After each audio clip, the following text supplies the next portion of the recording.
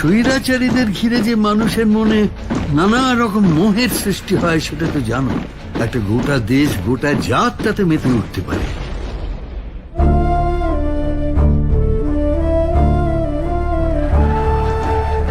এই রাজ্যে বাস করে কে তোমাদের বিরোধিতা করবে বলো?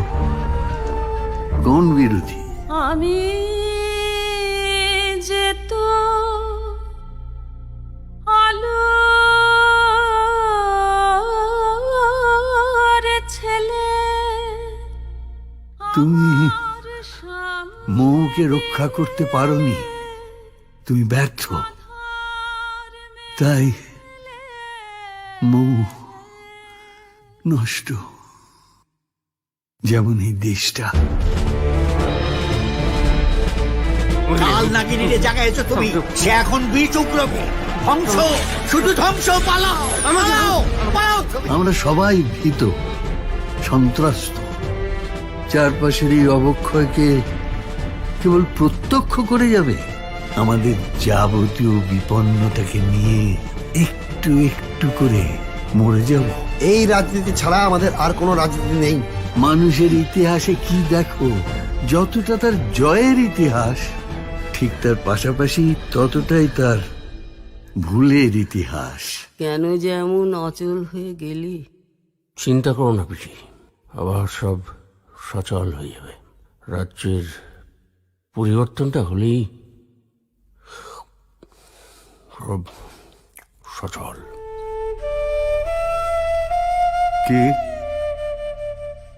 স্যার, আমি পটু, জয়ব্রত।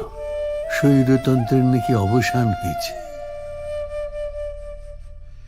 এটা নাকি বিরাট একটা পরিবর্তন। আধার রাতে একলা পাগল যায় কেঁদে,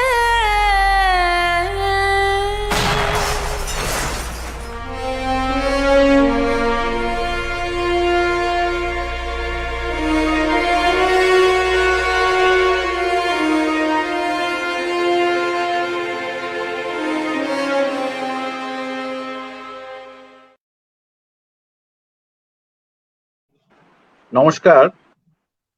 আমরা আজকে উপস্থিত হয়েছি সিনেমায় রাজনীতি আজ তৃতীয় পর্বের আলোচনায়। আমাদের সঙ্গে আছেন শ্রমিক বন্দ্যোপাধ্যায়, শিল্পবেত্তা। উনি শিক্ষকের মতো আমাদের প্রথম পর্ব থেকে আছেন এবং এই পুরো বিষয়টার ভাবনা থেকে শুরু করে নামকরণ সবই ওর, এবং আমরা ওকে দিয়েই আমাদের কথা বলা শুরু করব। তার আগে যেটা বলে রাখা দরকার যে এই তো অঞ্জনদা এসে গেছেন, মানে আমি অঞ্জনদার কথা বলতে যাচ্ছিলাম। অঞ্জনদা এসে পড়েছেন। শৈবালদা আমাদের সঙ্গে আছেন। শৈবালদা একটু নেপথ্যচারী হয়ে আছেন, যখন ওকে ডাকা হবে মানে কোনো প্রশ্ন থাকলে তখন উনি বলবেন আর কি। তো অঞ্জন দত্ত থাকাতে আমাদের একটা অসম্ভব সুবিধে হলো, সেটা হচ্ছে যে আমরা একই সঙ্গে একজন চলচ্চিত্রকার এবং একজন অভিনেতাকে একসঙ্গে পাচ্ছি। মানে আমি একেবারেই মানে অঞ্জনদার বিরাট শিল্পী হিসেবে তার বিরাট পরিসর এবং ব্যাপ্তি, সেই সব আলোচনায় আমি যাচ্ছি না। যেহেতু সিনেমায় রাজনীতি আজ আমাদের আলোচনার বিষয়, মূল বিষয়, সেই জন্য আমার মনে হয় যে আমি ওইটুকুতেই সীমাবদ্ধ রাখি অঞ্জনদাকে, যে অঞ্জনদা একজন চলচ্চিত্রকার, একজন ছবি করিয়ে এবং একজন ছবির অসম্ভব, মানে আমার দিক থেকে আমি জানি এবং মানুষও জানেন যে উনি অত্যন্ত বড় অভিনেতা একজন। তো আমরা আলোচনাটা শুরু করে দিই। আমরা দরকার মতো প্রশ্নের জায়গা থেকে শৈবাল মিত্র, তিনি আমাদের সঙ্গে আছেন এবং এই যে তখন কুয়াশা ছিল ছবিটার পরিপ্রেক্ষিতে আমরা এই আলোচনা পর্ব, এই সিনেমায় রাজনীতি আজ তৃতীয় পর্বে এসে পৌঁছলাম। তার চলচ্চিত্রকার এবং সত্যজিৎ, ঋত্বিক, মৃণালের যে উত্তর প্রজন্ম, গতদিন আমরা গৌতমদাকে পেয়েছিলাম, গৌতম ঘোষ উত্তর প্রজন্ম হিসেবে। শৈবালদাও যেমন ছিলেন, লাল মানে সুমন মুখোপাধ্যায় তিনিও ছিলেন। আজকে সেই রকম উত্তর প্রজন্ম হিসেবে আমরা যেমন অঞ্জন দত্তকেও পাচ্ছি, আবার শৈবাল মিত্রকেও পাচ্ছি। এবার আমাদের এই কদিন মানে গত দুটো পর্বে যে মূল ব্যাপারটা আলোচনা হয়েছে আমি এক দু লাইনে জাস্ট বলে দিই। সেটা হচ্ছে যে যারা তৃতীয় পর্বে আছেন তাদের কোনো অসুবিধা নেই, তারা তো এমনি ইউটিউবে ওগুলো দেখতে পাবেন এবং এই তৃতীয় পর্বটাতেও তারা অংশ নিতে পারবেন, কোনো অসুবিধা হবে না শ্রোতা হিসেবে বা দর্শক হিসেবে। তাতে মূলত আমরা প্রথম দিনই আমাদের খুব সুন্দর করে বুঝিয়েছিলেন শ্রমিকদা, সেটা হচ্ছে যে আমরা রাজনৈতিক ছবি অনেক রকম ভাবে ভাবতে পারি। মানে এটাই হচ্ছে আমাদের রাজনৈতিক ছবির একটা বড় দিক, যে আমরা রাজনৈতিক ছবিটাকেও বহু রকম ভাবে ভাবতে পারি, মানে বহু স্বর আমরা যেটাকে বলি। আমাদের তো এখন মোটামুটি দেশের শাসক গোষ্ঠী এক স্বরে বা একটা স্বরে একীভূত করে দেওয়ার চেষ্টা করছেন। তো তো সেটা যে নয়, বহু স্বর এবং বহু রকম কথাবার্তা যে আমরা বলতে পারি একটা ছবির ভেতর দিয়ে, একটা ফিল্মের ভেতর দিয়ে, একটা শিল্পের ভেতর দিয়ে, সেটাই রাজনৈতিক ছবির একটা সংজ্ঞা তো বটে। কিন্তু কত রকমের রাজনৈতিক ছবি হয় সেই সব নিয়ে গত দুই পর্বে আলোচনা হয়েছে। প্রথম দিন শ্রমিকদা যেটাকে অ্যাপারেন্টলি আপাতভাবে মনে হয় রাজনৈতিক ছবি নয়, আমরা মানবিক ছবিগুলো আখ্যা দিই, কিন্তু তার ভেতরে কিভাবে রাজনীতি, বিশেষত রাজনীতির ইতিহাস বা ইতিহাসের রাজনীতি কিভাবে পরিব্যাপ্ত হয়ে থাকে সেটা নিয়ে আলোচনা করেছিলেন গত মানে প্রথম পর্বে। দ্বিতীয় পর্বে আমরা সেটাকে আরো অনেকটাই বিস্তৃত করেছি। সেই বিস্তৃতিটা এরকম যে আরেক রকমের রাজনৈতিক ছবি হয় যেখানে সরাসরি ভাবে রাজনীতি উপস্থিত থাকে, একেবারে রাষ্ট্র সম্পর্কিত, রাষ্ট্র, তার ক্ষমতা, তার নানান রকম যে প্রতিষ্ঠান, আইন, আদালত, প্রশাসন সেখানে, এবং তার সঙ্গে জনতার এবং সাধারণ মানুষের যে সংঘাতময় যে জীবন, সেক্ষেত্রে কিভাবে রাজনৈতিক ছবি তৈরি হতে পারে, এইগুলো নিয়ে গত পর্বে আমরা আলোচনা করেছি। এবং সেই প্রসঙ্গে সেন্সরশিপের কথা ভীষণভাবে উঠে এসছে, এবং সেন্সরশিপ ছবিকে কিভাবে আটকে দেয়, সেটা থেকে কি করে আমরা ছাড়া পেতে পারি, সেই সব নিয়ে অনেক প্রশ্ন এসছে। এবং শুধু তাই না, তার সঙ্গে শুধুমাত্র যে আমাদের সরকারি নিয়ন্ত্রণ থাকছে তা না, এক ধরনের অলিখিত বেসরকারি নিয়ন্ত্রণও থাকে, তার মধ্যে ব্যবসায়িক গোষ্ঠী থাকে, মিডিয়া থাকে, আরো নানান রকম মানে এমন নানান রকম ব্যাপার স্যাপার ঘটে, হয়তো তৈরি করা একটা জনমত থাকে, যেগুলো এই ধরনের ছবির ক্ষেত্রে, ছবি চলার ক্ষেত্রে সমস্যা তৈরি করে, সমস্যা সংকুল হয়। হ্যাঁ, পুরো পরিস্থিতিটা সেটা শৈবালদা ভালো বলতে পারবেন। শৈবালদা এখন তার ছবি চলছে, আর অঞ্জনদা তো বলবেনই, কারণ অঞ্জনদা ছবি করেন এবং তার ছবি চলার জায়গা থেকে। কিন্তু আমরা আজকে যে যে প্রসঙ্গতে আসবো, আমরা প্রথমে শ্রমিকদা দিয়ে শুরু করে অঞ্জনদাতে যাব, আবার শ্রমিকদাতে ফিরবো, আবার অঞ্জনদাতে যাবো, এইভাবে চলবে আমাদের আলোচনা। আজকে বরং একটা জিনিস দিয়ে শুরু করা যাক, সেটা হচ্ছে যে আমরা এই রাজনৈতিক ছবির ক্ষেত্রে বিষয়ের দিক থেকে আমি তিনটে ভাগে ভাগ করছি। আর রাজনৈতিক ছবির বিষয়ের দিক বা ধরুন কন্টেন্ট, আরেকটা হচ্ছে রাজনৈতিক ছবির একটা ফর্মের দিক আছে, সেটা কতটা রাজনৈতিক ছবি হয়ে ওঠে, মানে ফর্মের এক্সপেরিমেন্ট বা ভাঙচুর, সেই দিকটা। আরেকটা হচ্ছে রাজনৈতিক ছবিতে অভিনয়, অর্থাৎ কন্টেন্ট, ফর্ম অ্যান্ড অ্যাক্টিং, এই তিনটে, মানে একজন অভিনেতা কিভাবে রাজনৈতিক ছবিতে থাকেন, এই তিনটে পর্ব নিয়ে আমরা কথা বলবো। আমার প্রথম প্রসঙ্গটা আমি উত্থাপন করছি, প্রশ্ন ঠিক নয়, শ্রমিকদা সেভাবে শুরু করুন। সেটা হচ্ছে এই যে আমাদের জীবনে আমরা এমন অনেক কিছুই করি যেটাকে আমরা পলিটিক্যালি কারেক্ট বলি না। পলিটিক্যালি কারেক্ট অর্থাৎ সমাজে যেটা নৈতিকতা বা মান্য নৈতিকতা, সেই সমাজে যে মান্য নৈতিকতা, আমাদের যে মান্য নৈতিকতা শুধুমাত্র যে সরকার, আইন, আদালত ঠিক করে দেয় তা না তো, সেটা হচ্ছে সমাজ ঠিক করে দেয়। সমাজ ব্যক্তির ওপর নানা রকম মানে মান্যতা চাপায়, যে এটা মানতে হবে তোমায়, ওটা মানতে হবে, এটা তুমি ঠিক করছো না, ওটা তুমি ভুল করছো, এটা ঠিক নয়, ওটা ঠিক। এই যে নৈতিক একটা মানদণ্ড আমাদের মধ্যে আছে। আবার যারা প্রগতিবাদী, হ্যাঁ, তারা বলেন যে প্রগতির একটা মাপকাঠি আছে, প্রগতির একটা প্যারাডাইম আমাদের মধ্যে সবসময় ঘুরে বেড়ায়, যে এইটা হলে প্রগতিশীল, এটা না হলে প্রগতিশীল নয়, ইত্যাদি ইত্যাদি। তাহলে শ্রমিকদা, এই যে সমাজ থেকে যারা জাস্ট একটু আলাদা বা অন্যরকম জীবনযাপন করে, তাদের বেঁচে থাকাটা অনেক সময় সদর্থক নাও হতে পারে। হ্যাঁ, এবং মানে আমাদের মানে সামাজিক দৃষ্টিকোণ থেকে সেটাকে সদর্থক নাও মনে হতে পারে, কিন্তু সেটা কখনো কখনো একজন চলচ্চিত্রকারের ছবির বিষয়ও হয়ে উঠতে পারে। মানে আমি গতদিন সুমন ছিল লাল, ওর হারবার্টের কথা আমরা সেদিন বলছিলাম। হারবার্ট তো সেই অর্থে খুব একটা ইতিবাচক চরিত্র নয়, একটা নীতির দিক আছে তার মধ্যে বড় রকম, কিন্তু সেই ছিল মুখ্য চরিত্র। আবার ধরুন অঞ্জনদার ছবির ক্ষেত্রেও যদি বলা যায় রঞ্জনা আমি আর আসবো না, সেইটা ভেতরেও যে মানুষটাকে আমরা দেখতে পাই তারও তো একটা নীতির দিক ছিল, মানে ওখানে একটা মানে সিগারেট এবং মদ্যপান ছাড়াও তার ড্রাগ অ্যাডিকশন ইত্যাদি ইত্যাদি সব ছিল, কিন্তু সেই মানুষটা একটা শিল্পী আবার, এটাও ঠিক আর কি। আবার ওই হারবার্ট, তার মধ্যে একটা অসামান্য মানবিক দিক ছিল, সে নকশাল আন্দোলনকে অসম্ভব একটা সাপোর্ট দিয়েছিল। তো এই যে সমাজ নৈতিকতার দিকটা কোথাও ছেড়ে একদম অন্য একটা ব্যক্তিকে নিয়ে, একটা ব্যক্তি মানুষকে নিয়ে যখন একজন চলচ্চিত্রকার ছবি করছেন, সেইটা কতটা রাজনৈতিক হয়ে উঠতে পারে, এই এই জায়গায় আমি ছেড়ে দিলাম। এবার শ্রমিক দা আপনি বলা শুরু করুন, তারপর আমরা অঞ্জন দাতে যাব। আমরা একটা বড় বিষয় ধরে যে আলোচনাটা করছি আজকে তার তৃতীয় দিন। আলোচনার আগের দিনের অনেকগুলো প্রসঙ্গ কথা আজকেও ফিরে ফিরে আসবে।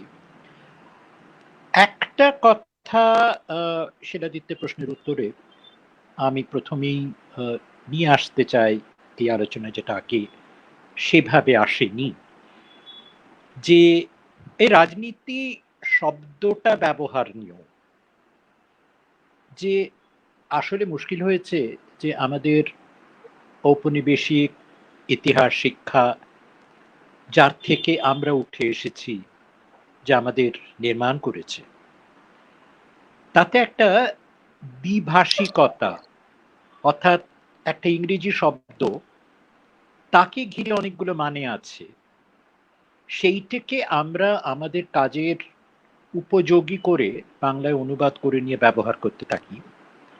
কিন্তু প্রায়ই দেখা যায় যে এই দুটো শব্দের মধ্যে অর্থের একটা ফারাক থাকে, বড় ফারাক থেকে যায়। যেমন এই রাজনীতি কথাটা, ইংরেজিতে যে পলিটিক্স কথাটা, তারই তো বাংলা করছে রাজনীতি। কিন্তু পলিটিক্স যে গ্রিক শব্দ থেকে এসেছে, পলিস শব্দ থেকে, সেখানে কিন্তু রাজা রাজড়ার কোনো ব্যাপারই ছিল না। রাজ্য, রাজ্যপাট, রাজ্য শক্তি কিচ্ছু ছিল না। কারণ এই শব্দটা গ্রিক ভাষায় যখন আসছে তখন রাজা রাজরা নেই, বরং তখন গ্রিসে পৃথিবীর ইতিহাসে প্রথম প্রত্যক্ষ গণতন্ত্রের পরীক্ষা চলছে, যাতে দেশের একটা জনসমাজের সমস্ত নাগরিক একসঙ্গে বসে তাদের সমাজ জীবন যাপন, সমাজ জীবন পালন, সমাজ জীবন আচরণ, এটার যাবতীয় নীতি নিয়ম বিধি এগুলো তারা একসঙ্গে প্রণয়ন করবে, সমবেত হয়ে একটা জায়গায়। এমনকি যেখানে এই সমাবেশ ঘটবে জনসমাজের, সমগ্র জনসমাজের, তার মধ্যে সীমাবদ্ধতা ছিল। নারীদের অধিকার ছিল না সেই সভায় আসার, কৃতদাসদের অধিকার ছিল না, নিশ্চয়ই খুবই দুর্বলতার জায়গা। কিন্তু তাও বাকিরা সবাই যেখানে তারা এসে বসবেন, সমবেত হবেন, সেই জায়গাটাও খুব উল্লেখযোগ্য। সেটা কিন্তু আমাদের মতো একটা কোটি কোটি কোটি কোটি টাকার ব্যয়ে নির্মিত এবং আবার সেটাকে ভেঙে পুনর্নির্মাণ করার চক্রান্ত চলছে, পরিকল্পনা চলছে। ওই সংসদ ভবন, এবং সংসদ ভবনটাকে জনসাধারণ থেকে যত দূরে রাখা যায়, যত উচ্চতায় রাখা যায়, যত ভয়ের একটা বাতাবরণের মধ্যে, ত্রাসের শাসানির একটা বাতাবরণের মধ্যে ঘিরে রাখা যায়, এমন ভাবে সংসদকে প্রতিষ্ঠা করা, তাকে একটা চেহারা দেওয়া, তার কিচ্ছু না। দৈনিক বাজার যেখানে বসে, সেই সকালে যেখানে সাধারণ নাগরিকেরা সবাই বাজার করতে চায়, কেনাকাটা করতে চায়, তাদের প্রতিদিনের জীবনযাপনের জন্য যা আবশ্যকীয় সেটা সংগ্রহ করতে চায়, সেইখানে তারা এক একটা দিন সমবেত হয় এই আলোচনাগুলো করতে চায়। অর্থাৎ প্রতিদিনের জীবনযাপনের একটা অঙ্গ হচ্ছে কিন্তু যাকে আমরা বলছি রাজনীতি, পলিটিক্স। তার মধ্যে কোনো রাজা রাজ কিচ্ছু নেই। এইখানে আমাদের একটা বিপদ হয়ে যাচ্ছে যে জন্য যখন আমরা এই বিষয়টার নির্বাচন করার কথা ভাবি, শিলাদিত্য আমার সঙ্গে প্রথম যখন পরামর্শ করে এটা নিয়ে, আমি ওইটুকু বলেই ছেড়ে দিয়েছিলাম, রাজনৈতিক শব্দটা আমি ব্যবহার করিনি, রাজনৈতিক চলচ্চিত্রের কথা আমি বলিনি, চলচ্চিত্রে রাজনীতি আজ, এই তিনটে শব্দ ফেলে দিয়েছিলাম। তাকে ঘিরে আমাদের আলোচনাটা চলবে, তাহলে অনেক ব্যক্তি আসে, এবং তাহলে ওই রাজনীতি শব্দটাকেও আমরা যদি নতুন করে ভাবি, অর্থাৎ পলিটিক্স হিসেবে ভাবি, আচরণ বিধি যাপন রাজা রাজরাদের শাসক কর্তৃপক্ষের বিধান বিধি নয়, তার থেকে আলাদা, তার থেকে অনেক ব্যাপক, তার থেকে অনেক গণতান্ত্রিক একটা বোধ। তার সঙ্গে চলচ্চিত্রের সম্পর্ক কি? চলচ্চিত্র কিভাবে আজকেরও বলছে না, আজকে বলছি, রাজনীতি নিয়ে ভাবছে, চিন্তা করছে, এমনকি তার চলচ্চিত্রের নির্মাণের মধ্যে, তার নির্মিতির মধ্যে, তার তৈরির মধ্যে, তার বাইরের আকারটা, তার কাহিনী, তার আখ্যান, কিভাবে তার চরিত্রগুলোকে সে ব্যবহার করে, চরিত্রগুলো কার, কিসের প্রতিনিধি, কোথা থেকে এলো তারা, এই সব কিছু কিন্তু একটা রাজনীতির অঙ্গ, পলিটিক্স অর্থে। এই সবটাকে যদি আমরা আমাদের আলোচনায় নিয়ে আসতে পারি, এবং সেই দিক থেকে আমার মনে হয়েছিল আজকে অঞ্জনকে পাওয়া আমাদের খুব সৌভাগ্যের ব্যাপার, কারণ অঞ্জন শুধু সিনেমার মানুষ নয়, থিয়েটার, সিনেমা, সঙ্গীত, তিনটে ক্ষেত্রেই একেবারে প্রথম শ্রেণীর দক্ষ কৃতি একজন শিল্পী, অর্থাৎ তিনটে ক্ষেত্রতেই কিন্তু কাজ করে অঞ্জন, এবং তিনটে ক্ষেত্রেই রাজনীতির উপস্থিতি, রাজনীতির সঙ্গে একটা দেওয়া নেওয়া সম্পর্ক, নানা ভাবে এটা অঞ্জন তার কাজের মধ্যে নিয়ে আসে এবং ব্যবহার করে। তাই আমার মনে হচ্ছে যে আজকের আলোচনাটা আরেকটু ছড়িয়েই যাক না।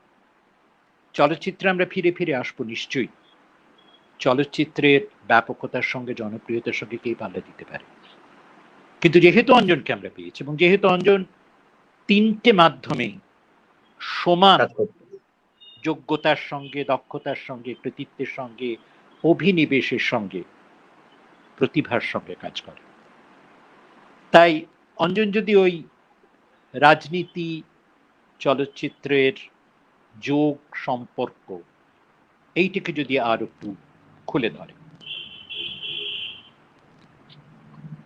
ঠিক আছে, অঞ্জনদা বলুন। বলুন আপনার নমস্কার যেমন। শ্রমিকদা।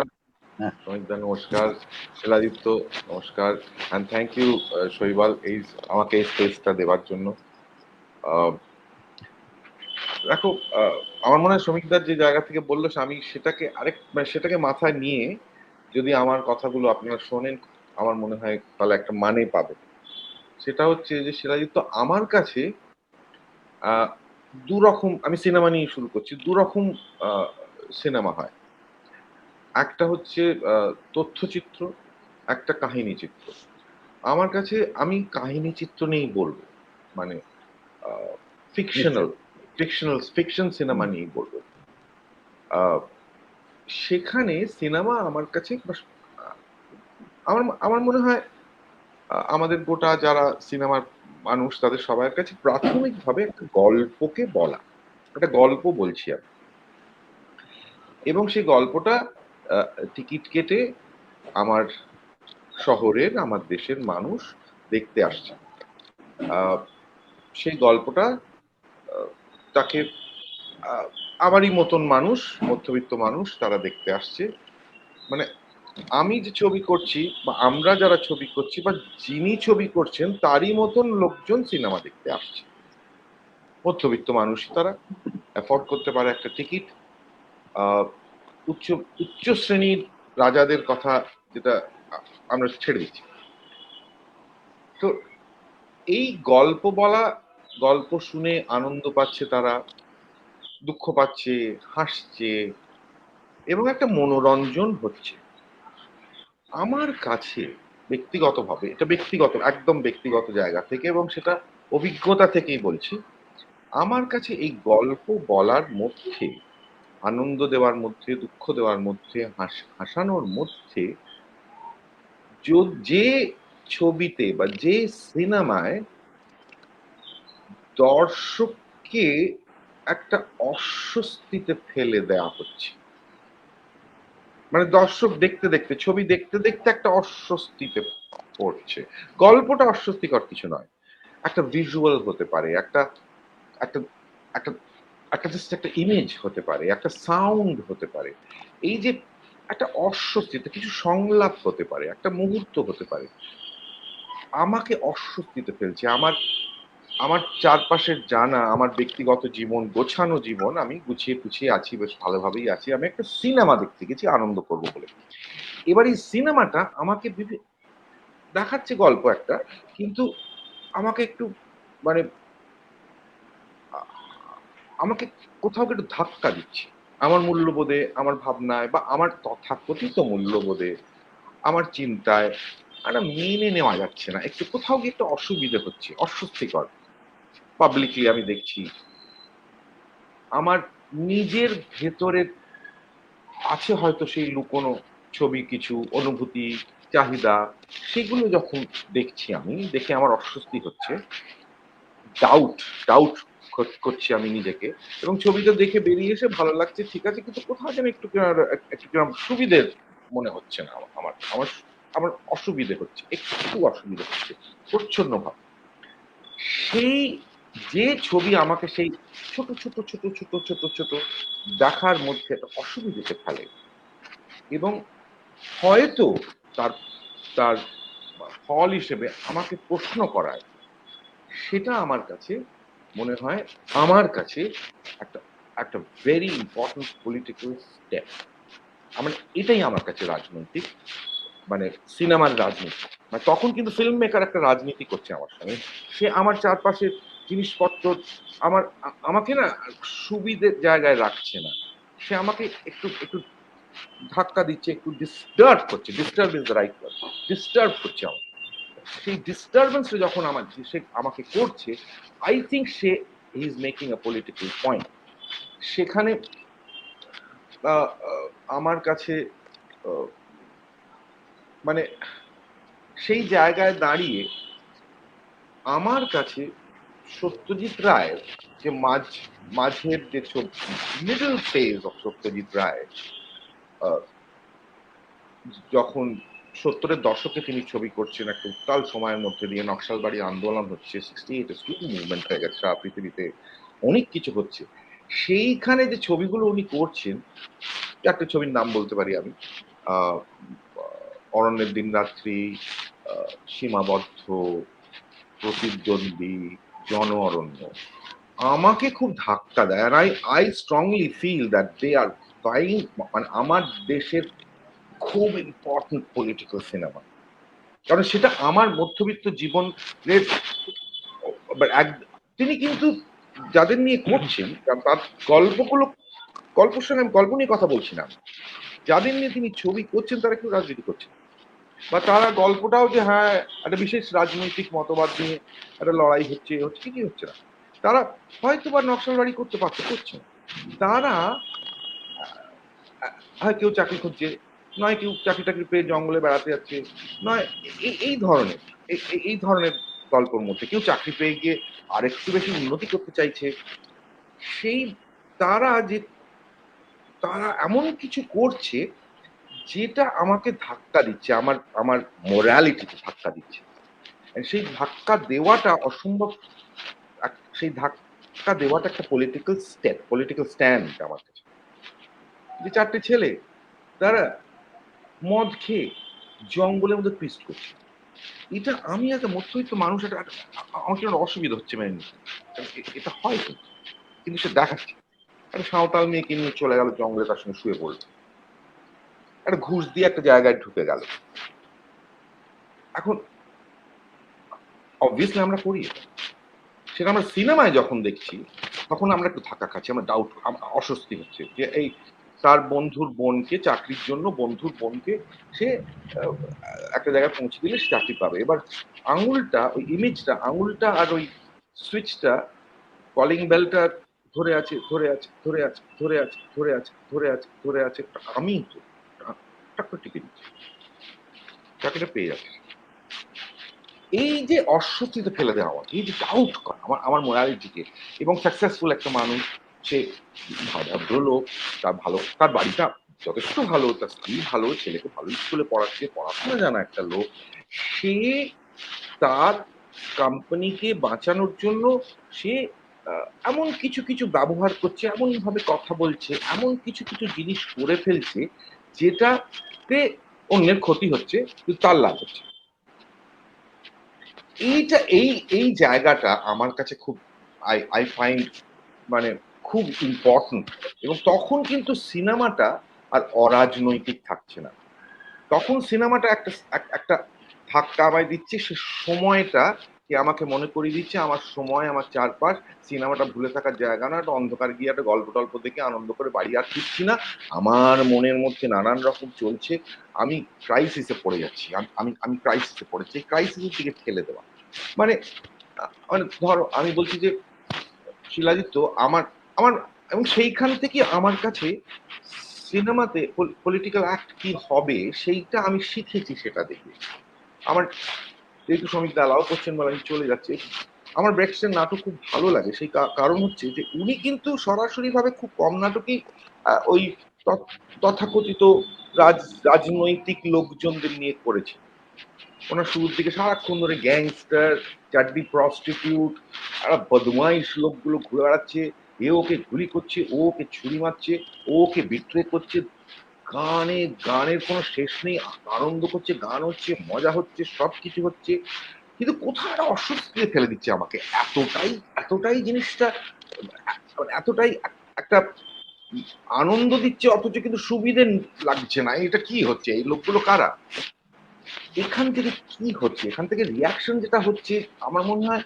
এবং ওনার পরে যখন আমি করতে গেছি, পড়েছি ওনাকে নিয়ে, ইনএভিটেবল চয়েস অডিয়েন্সের সামনে আসতো গো, যে শোনো ভাই, এই বদমাইশি অসভ্যতাটা তুমি দেখতেই হবে, কারণ সময়টা আবার সমাজটা বড্ড অসভ্য, যেদিন সমাজটা সভ্য হবে তোমাদের আর সভ্য লোকেদের গল্প বলবো, আপাতত সমাজটা অসভ্য এবং সমাজে এইসব চলছে, সুতরাং এই সব নিয়েই আমরা করে যাবো না, that is a very dangerous thing to say, কিন্তু সেটা এতটাই knows the craft so well, এই ডেঞ্জারাস জিনিসগুলো নিয়ে সে করছে। অ্যান্ড দ্যাট ইজ ওয়াই ব্রেক্সটের নাটক এত পলিটিক্যাল। তার নাটক কিন্তু বলছে না যে অমুককে বিশ্বাস করো, এই রাজনীতিতে চলো, এই পার্টিকে ভোট দাও, জীবন একদিন, পৃথিবী একদিন পাল্টে যাবে, কিচ্ছু বলছে না।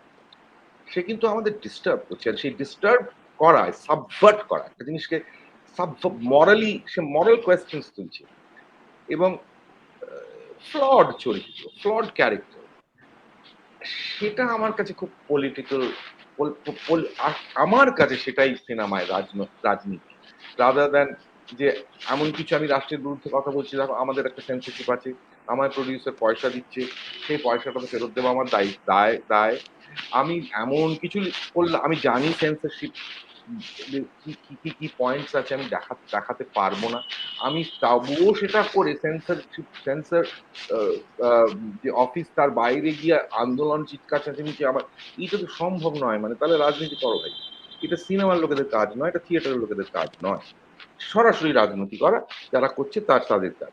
কিন্তু আমি তো জানি যে পৃথিবীটা ফাইনালি, আমরা তো সবাই জানি যারা দেখছেন, বলছি প্রবলেমটা কোথায়, প্রবলেম একটা নেতাটা খারাপ বলে, আমাদের দেশের বা পৃথিবীর যা লোকগুলো খারাপ বলে, বেসিক্যালি তারা খারাপ বলে, প্রবলেমটা কারাপশন, সোসাইটির প্রবলেম আমরা সবাই জানি, কারাপশন, মানে ইকোনমিক কারাপশন, মরাল কারাপশন। এখন এই কারাপ্ট জায়গায় দাঁড়িয়ে আমাকে চলতে হবে। তো যখনই আমি মানে জানা কথা আর বলে আর কোনো লাভ নেই যে এই সমাজটা এরকম ভাবে করলে, এখানে আন্দোলন করলে, খারাপ লোকগুলোকে মেরে ফেললে এমন একটা পার্টি আসবে এই দেশে সব সর্বহারার, এটা তো জানা কথা, এই জানার কথা আমি সিনেমায় দেখতে যাব কেন? আমি সিনেমায় দেখতে যেতে পারি যে আনন্দ পাওয়ার জন্য, ভুলে থাকার জন্য, কিছু একটা কিছু পাওয়ার জন্য। কিন্তু পেতে গিয়ে আমি দেখলাম, একটু ঘেঁটে আমি বেরিয়ে এলাম, যে আমায় ঘাঁটতে পারছে, আমার চিন্তা ভাবনায় ঘাঁটতে পারছে, আমার প্রশ্ন করাতে পারছে আমাকে, বা আমাকে ডাউটে ফেলে দিচ্ছে যে আমি কি মানে ভালো আছি, আমি তো সুবিধা নেই, আমি একটু অসুবিধাতে পড়ে গেছি। সেটাই আমার কাছে সত্যিকারের একটা রাজনৈতিক গান, সত্যিকারই একটা রাজনৈতিক, মানে নট নেসেসারিলি যে সে গল্পটার মধ্যে সেটা থাকতে হবে, নট নেসেসারিলি যে তার শেষের জন্য তো কেউ বসে নেই। শেষের জন্য বসে থাকাটা আমার কাছে কোনো মানে হয় না। সিনেমাটা দেখতে দেখতে হচ্ছে, শেষে হয়তো অন্য কিছু হলো, কিন্তু এতক্ষণ ধরে তো এই চারটে ছেলের বদমাইশি আমি দেখলাম, এবং তারা খুব কনভিন্সিং। তারা কেউ খারাপ নয়, তারা আমারই মতন, তারা ভদ্রলোক, তারা বেড়াতে গিয়ে আর বদমাইশি করছে, আর তো কিছু করছে না তারা। কিন্তু বাঙালি মধ্যবিত্ত শিক্ষিত মানুষ পাড়াতে গিয়ে বদমাইশি করছে, জমিয়ে বদমাইশি করছে, এইটা না একটা ভীষণ dangerous thing to say. And Satyajit Ray could say these very dangerous things. Bertolt Brecht could get away by saying these very dangerous things. And that is why they are masters, এবং তাদের কাছ থেকে আমরা শিখেছি। এবং জানেন তো, আমার ছবিতেও একটা ব্যাপার আছে। আমি তো সত্যজিৎ রায় নই, আমি বেটল ব্রেক্ট নই, তার ব্রেক্টের নাটক করেছি, কিন্তু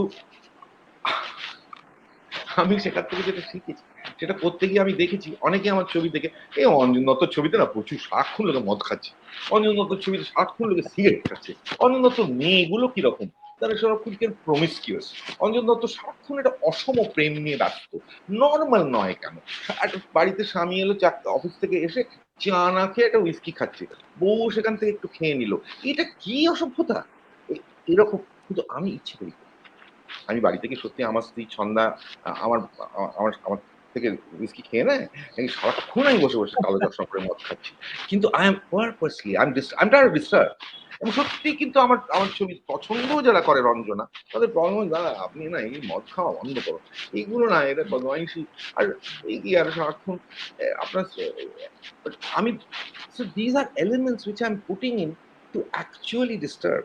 কারণ আমি শিখেছি ফ্রম ব্রেক্সট, আমি সেখান থেকে নাটক করতে করতে এসেছি একটু ডিস্টার্ব করা, একটু ডিস্টার্ব, একটা মিউজিক্যাল, একটা মিউজিক্যাল গল্প, তো আর তো কিছু না, একটা মিউজিক্যাল বা একটা হিউম্যান গল্প, বাবা ছেলের গল্প, একটা অমুক, তার মধ্যে I am just putting in things, একটা ইমেজ, একটা জামা হতে পারে, একটা কথা হতে পারে, putting in things which is disturbing. এবং সেই যে এটা যতক্ষণ আমরা করে যেতে পারবো ততক্ষণ কিন্তু we will actually be serving our time. আর যদি আমরা মনে করি যে না আমাদের একটা সশস্ত্র বিপ্লব আন্দোলন, দ্যাটস এ প্রপাগ্যান্ডা, সেরকম এক ধরনের ছবি হয়, প্রপাগ্যান্ডা রাইট উইং এরও হয়, লেফট উইং এরও হয়। কিন্তু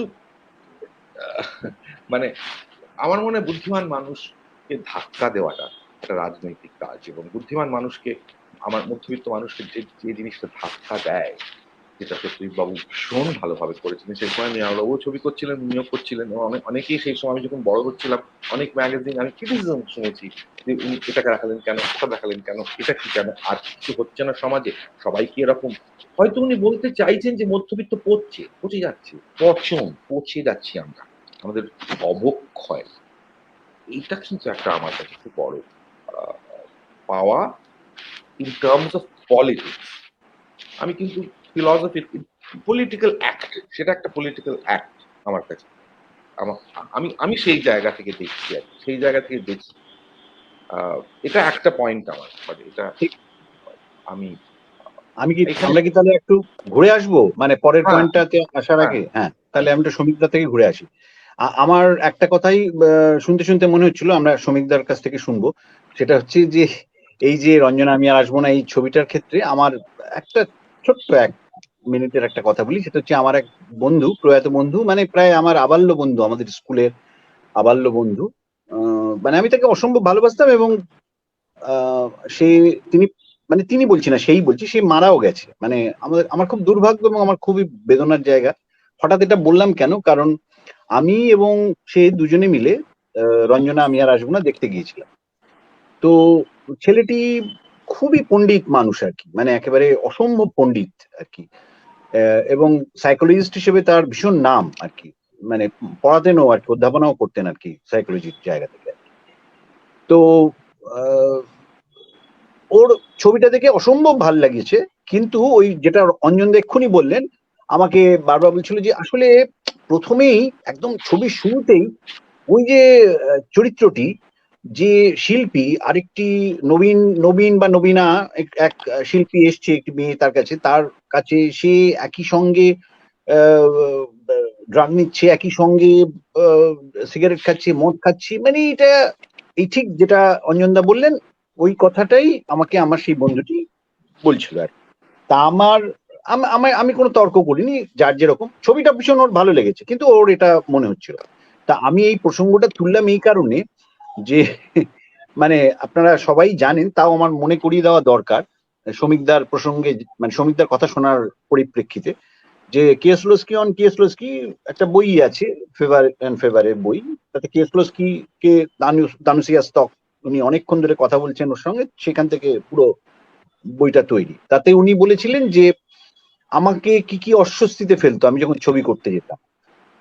সেটার ক্ষেত্রে উনি যেমন স্বাভাবিকভাবেই হিটলারের কথা বলেছেন, আবার স্বাভাবিক পোল্যান্ডের ডিরেক্টর এবং তাদের স্ট্যালিনিস্ট এরাটাকে তাদের পার হতে হয়েছিল, সেই জন্য দুজনের কথাই বলেছেন যে হিটলার এবং স্ট্যালিন এরা দুজনেই মানে আমাদের উপর ভীষণ রকম একটা চাপ তৈরি করেছিলেন। তার সঙ্গে একটা কথা বলেছিলেন যে আমার কোথাও মনে হয় যে পলিটিশিয়ান এবং সাইকিয়াট্রিস্ট এই দুটো, এই দু ধরনের মানুষই কোথাও শিল্পের ক্ষেত্রে এবং সিনেমার ক্ষেত্রে খুবই বিপজ্জনক আর কি। মানে এটা একেবারে কিয়েসলস্কির মত, মানে আমার বলার কিছু নেই। অঞ্জনদা এত কথা বললেন, আমি কিয়েসলস্কির কথাটা জাস্ট একটু তুলে দিলাম আর কি। হ্যাঁ, এবং এইখান থেকে আমরা আবার শ্রমিকদার কাছ থেকে শুনতে চাই, শ্রমিকদার যা মনে হয়, যা বলা, তারপর আমরা আবার অঞ্জনদার কাছে যাবো। আহ, অঞ্জন খুবই গুরুত্বপূর্ণ একটা কথা তুললো, যে এবং আজকে আমরা আজ কথাটার উপর জোর দিচ্ছি প্রথম থেকেই, যে আজ একজন চলচ্চিত্রকার যখন ছবি করতে আসছেন বা ছবি করছেন, তখন কি দৃষ্টিভঙ্গি কি মনোভাব নিয়ে তিনি ছবি করেন। এবং সেখানে অঞ্জন যেটা বললেন যে জনসাধারণকে, দর্শক সাধারণকে একটা মনোরঞ্জনের দিক, আমোদের দিক সেটা যোগাবার দায়িত্ব তার আছে, এবং তার সঙ্গে সঙ্গে ওই সুযোগটা নিয়ে যে আমি জনসাধারণকে দিচ্ছি, তার আমাদের উপকরণ দিচ্ছি, তাকে আনন্দ দিচ্ছি, কিন্তু এই যে আমি জনসাধারণকে ধরতে পারছি, তাকে অন্তত এই ১.৫ ঘন্টা ২ ঘন্টা ২.৫ ঘন্টার জন্য আমি দখল করে রাখছি, আমার চিন্তা, আমার মনন, আমার বুদ্ধির আবহের মধ্যে, জগতের মধ্যে তাকে আটকে রাখতে পারছি। আমি এই সমাজ, এই পরিবেশ, এই জনসমাজ সম্পর্কে আমার যে দায়বোধ আছে, যে এইটা সম্পর্কে একটা অতৃপ্তি, একটা অস্বস্তি কথাটাই ব্যবহার করছেন অঞ্জন। আমি যদি বলি একটা চাপা ক্ষোভ এবং রাগ, অর্থাৎ অস্বস্তি থেকে আরেকটু বেরিয়ে গিয়ে আরেকটু ধারালো, এবং এই জায়গাটাতে কিন্তু একজন মননশীল বিবেকবান চলচ্চিত্রকার, যার মাথায় ওই চিন্তাটা এসেছে যে এইটা আমি করতে পারি কারণ এই দর্শকটা আমার হাতের মধ্যে, এবং এইটুকুই আমি করতে পারি, এর বেশি কিছু আমি পারবো না, আমি সমাজকে পাল্টে দিতে পারি না, আমি সেন্সর মিডিয়ার শাসন উড়িয়ে দিতে পারি না, কিন্তু এটা আমি পারি। এবং এই বিধি নিষেধ যেগুলো সিনেমার জাত ধর্মের মধ্যে পড়ে গেছে পৃথিবী সর্বত্র, সমস্ত রকম শাসন পদ্ধতি, শাসন রীতির মধ্যে আমি এইটা করতে পারি, তাহলে আমার সিনেমাতে রাজনীতি এই অস্বস্তি এবং ক্ষোভ থেকে হয়তো বিক্ষোভ, এই মাত্রাগুলোকেও নিয়ে একজন সচেতন পরিচালক কিন্তু খেলতে পারেন। যেমন সত্যজিতের উদাহরণ যখন অঞ্জন দিচ্ছেন, তার আমরা যেটাকে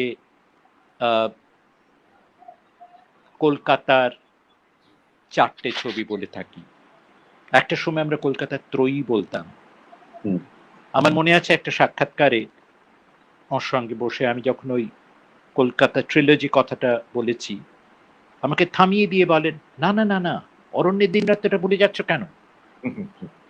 এবং সত্যিই কিন্তু যে অরণ্যের দিন রাত্রিও যে একেবারেই, যেটা অঞ্জন আজকে বলছে, যে ওই তিনটে ছবির সঙ্গে স্বগোত্রীয় এবং একইভাবে কলকাতার মধ্যবিত্ত জীবনযাত্রার মধ্যে যে বিষ, যে স্বার্থপরতার বীজ, স্বার্থসিদ্ধির যে বিষ যেটা ঢুকে গেছে, সেটাকে আঙুল দিয়ে দেখাচ্ছেন সত্যজিৎ। যেমন ওই তিনটে ছবিতে, ঠিক তেমনি কিন্তু অরণ্যের দিন রাত্রি, যে জন্য সুনীল গঙ্গোপাধ্যায় খুব অসন্তুষ্ট হয়েছিলেন অরণ্যের দিন রাত্রি নিয়ে। কারণ ওই মজা করবার অধিকার, মজা করবার স্বাধীনতা, মজা করবার উল্লাস, সেটা সুনীল এবং তার বন্ধুদের এতই প্রিয় ব্যাপার ছিল যে সেটাকে সত্যজিৎ রায় যদি আঘাত করেন, আঘাতটা গিয়ে কিন্তু বাজে, এবং সেখানেই সত্যজিতের সার্থকতা। কিন্তু সত্যজিৎ এটা করেন, এবং যে কোনো পরিচালক যারা ভাবেন এইভাবে, অর্থাৎ রাজনীতিটার কথা ভাবেন, অঞ্জন যেভাবে ভাবছেন, আমরা ওইভাবেও ভাবি, অন্যভাবেও ভাবি, নানা ভাবে আমরা ভাবি, আমাদের মতো করে যারা ভাবেন, তারা কিন্তু ছবির মধ্যেও এই মাত্রাটা নিয়েও কিন্তু খেলতে পারেন। অর্থাৎ প্রথমে অস্বস্তি, আরেকটা ছবিতে আরেকভাবে, বা ওই ছবির মধ্যে হয় একটা কোথাও একটা ক্ষোভ, যেটার অস্বস্তিতে তার ঝাঁঝটা একটু বেশি, তারপর একটা বিক্ষোভ, একটা রাগ, যেটা ঝাঁঝটা, তীব্রতাটা আর একটু বেশি। এইগুলো নিয়েও কিন্তু কোনো রাজনৈতিক স্লোগান না তুলে, বা কোনো রাজনৈতিক পথ চিনিয়ে দেবার, দেখিয়ে দেবার স্পর্ধা না করে, অর্থাৎ চলচ্চিত্রকার বা অভিনেতা তারা দিকদ্রষ্টা নন, তারা রাজনৈতিক দার্শনিক নন।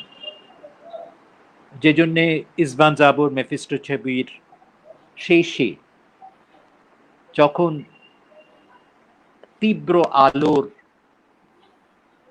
চোখ ধাঁধানো স্বরাঘাতে বিদ্ধ একজন অভিনেতা, এবং একটা বিশাল স্টেডিয়াম তার হাতে তুলে দেওয়া হচ্ছে, এটা তোমার থিয়েটার, যা খুশি তুমি তাই করতে পারো, বিপুল ক্ষমতা তোমার রাষ্ট্র তোমায় দিচ্ছে, তার একেবারে নিচে নামতে নামতে নামতে নামতে একেবারে নিচে গিয়ে সেই আলোয় সরবিদ্ধ হয়ে যে মুহূর্তে কাতর কণ্ঠে এই দুর্ধর্ষ অভিনেতা সে যখন বলে, আমি শুধুই একজন অভিনেতা,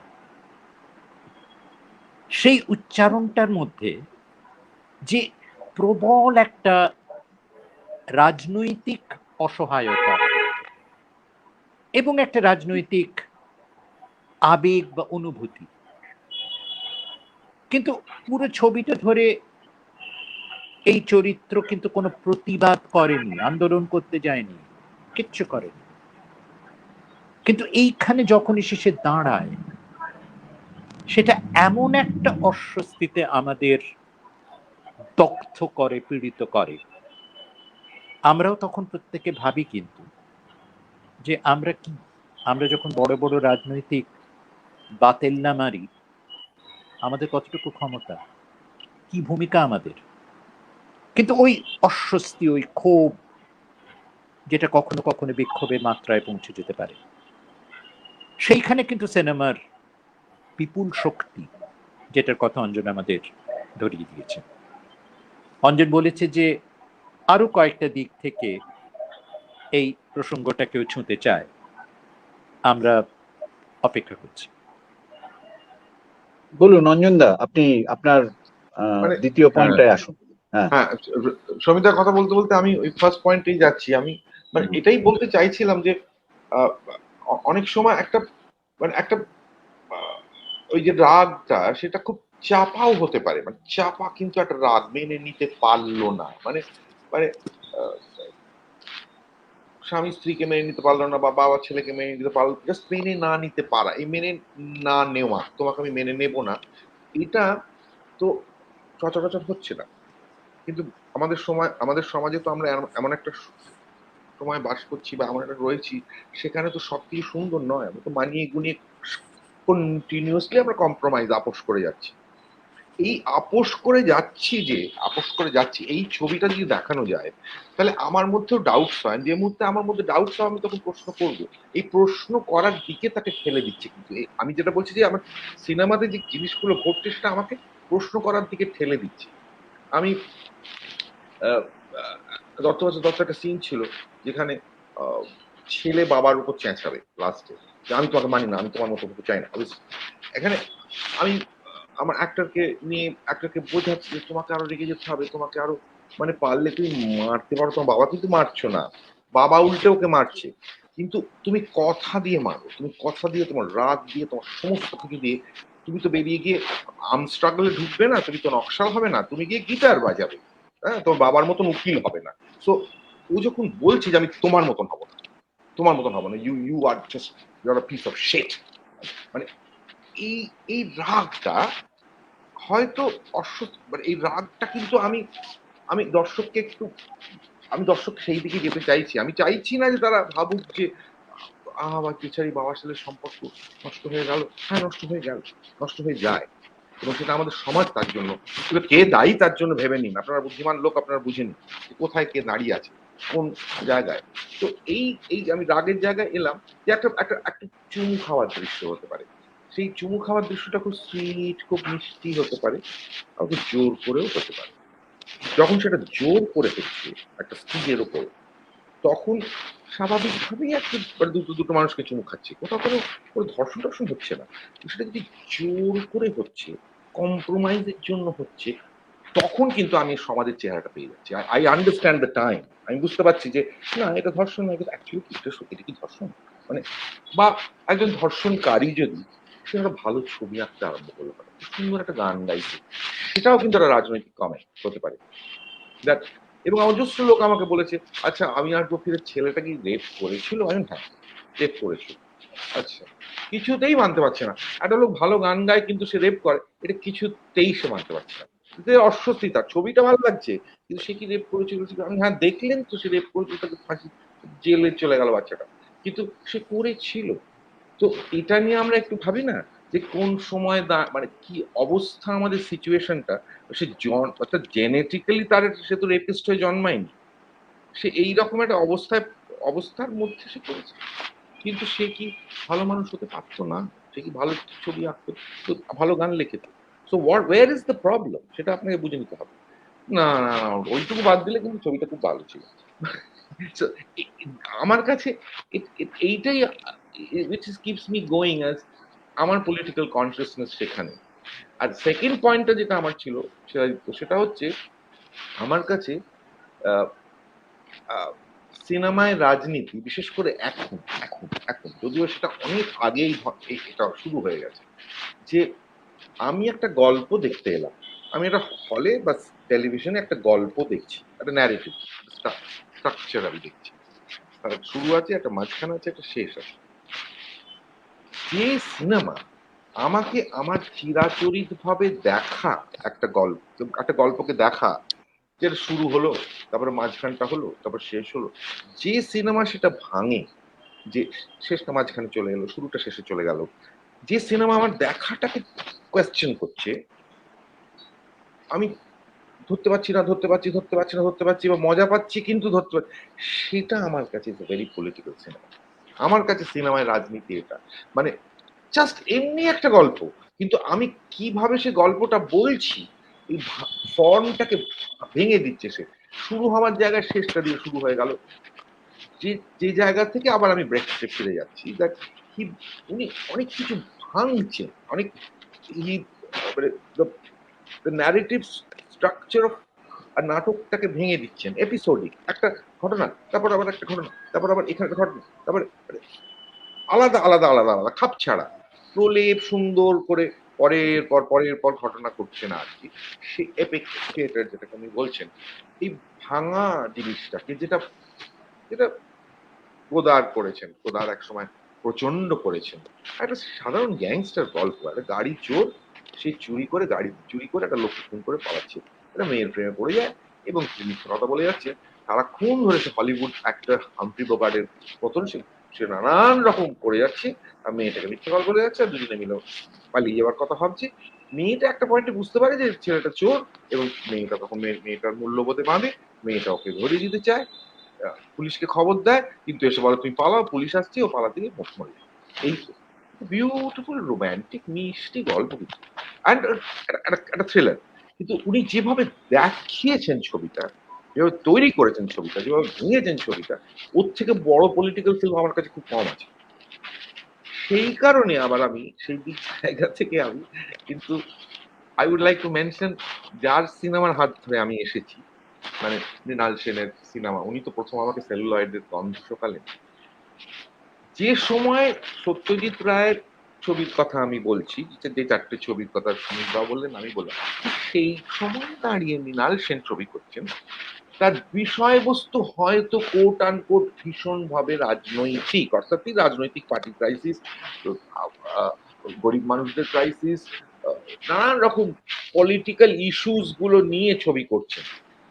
আমার কাছে তার তার সেই সময়কার ছবির মানে গল্পগুলো বা আমার কাছে পুরো রাজনৈতিক মনে হয়, এটা আমার জানা। আমার কাছে যেটা খুব রাজনৈতিক মনে হয়েছিল তার মেয়েকে, তার তিনি যেভাবে ছবি দেখিয়েছেন আমাদের, যে হতে হতে হতে হতে থেমে গেল, আবার অন্য আরেকটা গল্প শুরু হয়ে গেল, তারপরে কিছু লেখা চলে এলো, দুম দুম দুম দুম দুম দুম করে দুম করে করে লেখা লেখা, যে আঙ্গিকের যে ব্রেক করছেন, I think that was Mrinal সেনের অনেক বড় political contribution then Ranjit Mallick ওইটা ছুঁড়ে মারা, ম্যানিকুইনটা ভাঙা। I don't think there was great politics involved in that. The way যেভাবে ওই ছবিটা, মানে গল্পটা আমি দেখছি, আমার দেখাকে প্রশ্ন করছে, যেভাবে আমি সমাজকে দেখবো, আমি সিনেমাকে দেখবো, আমি নাটককে দেখবো, আমি গানকে দেখবো, আমার দেখাটাকে প্রশ্ন করছে। আমি কি দেখতে শিখেছি? আমি যদি দেখতেই না পারি, তাহলে তো আমি দেখতেই পারবো না সমাজ কি কিরকম।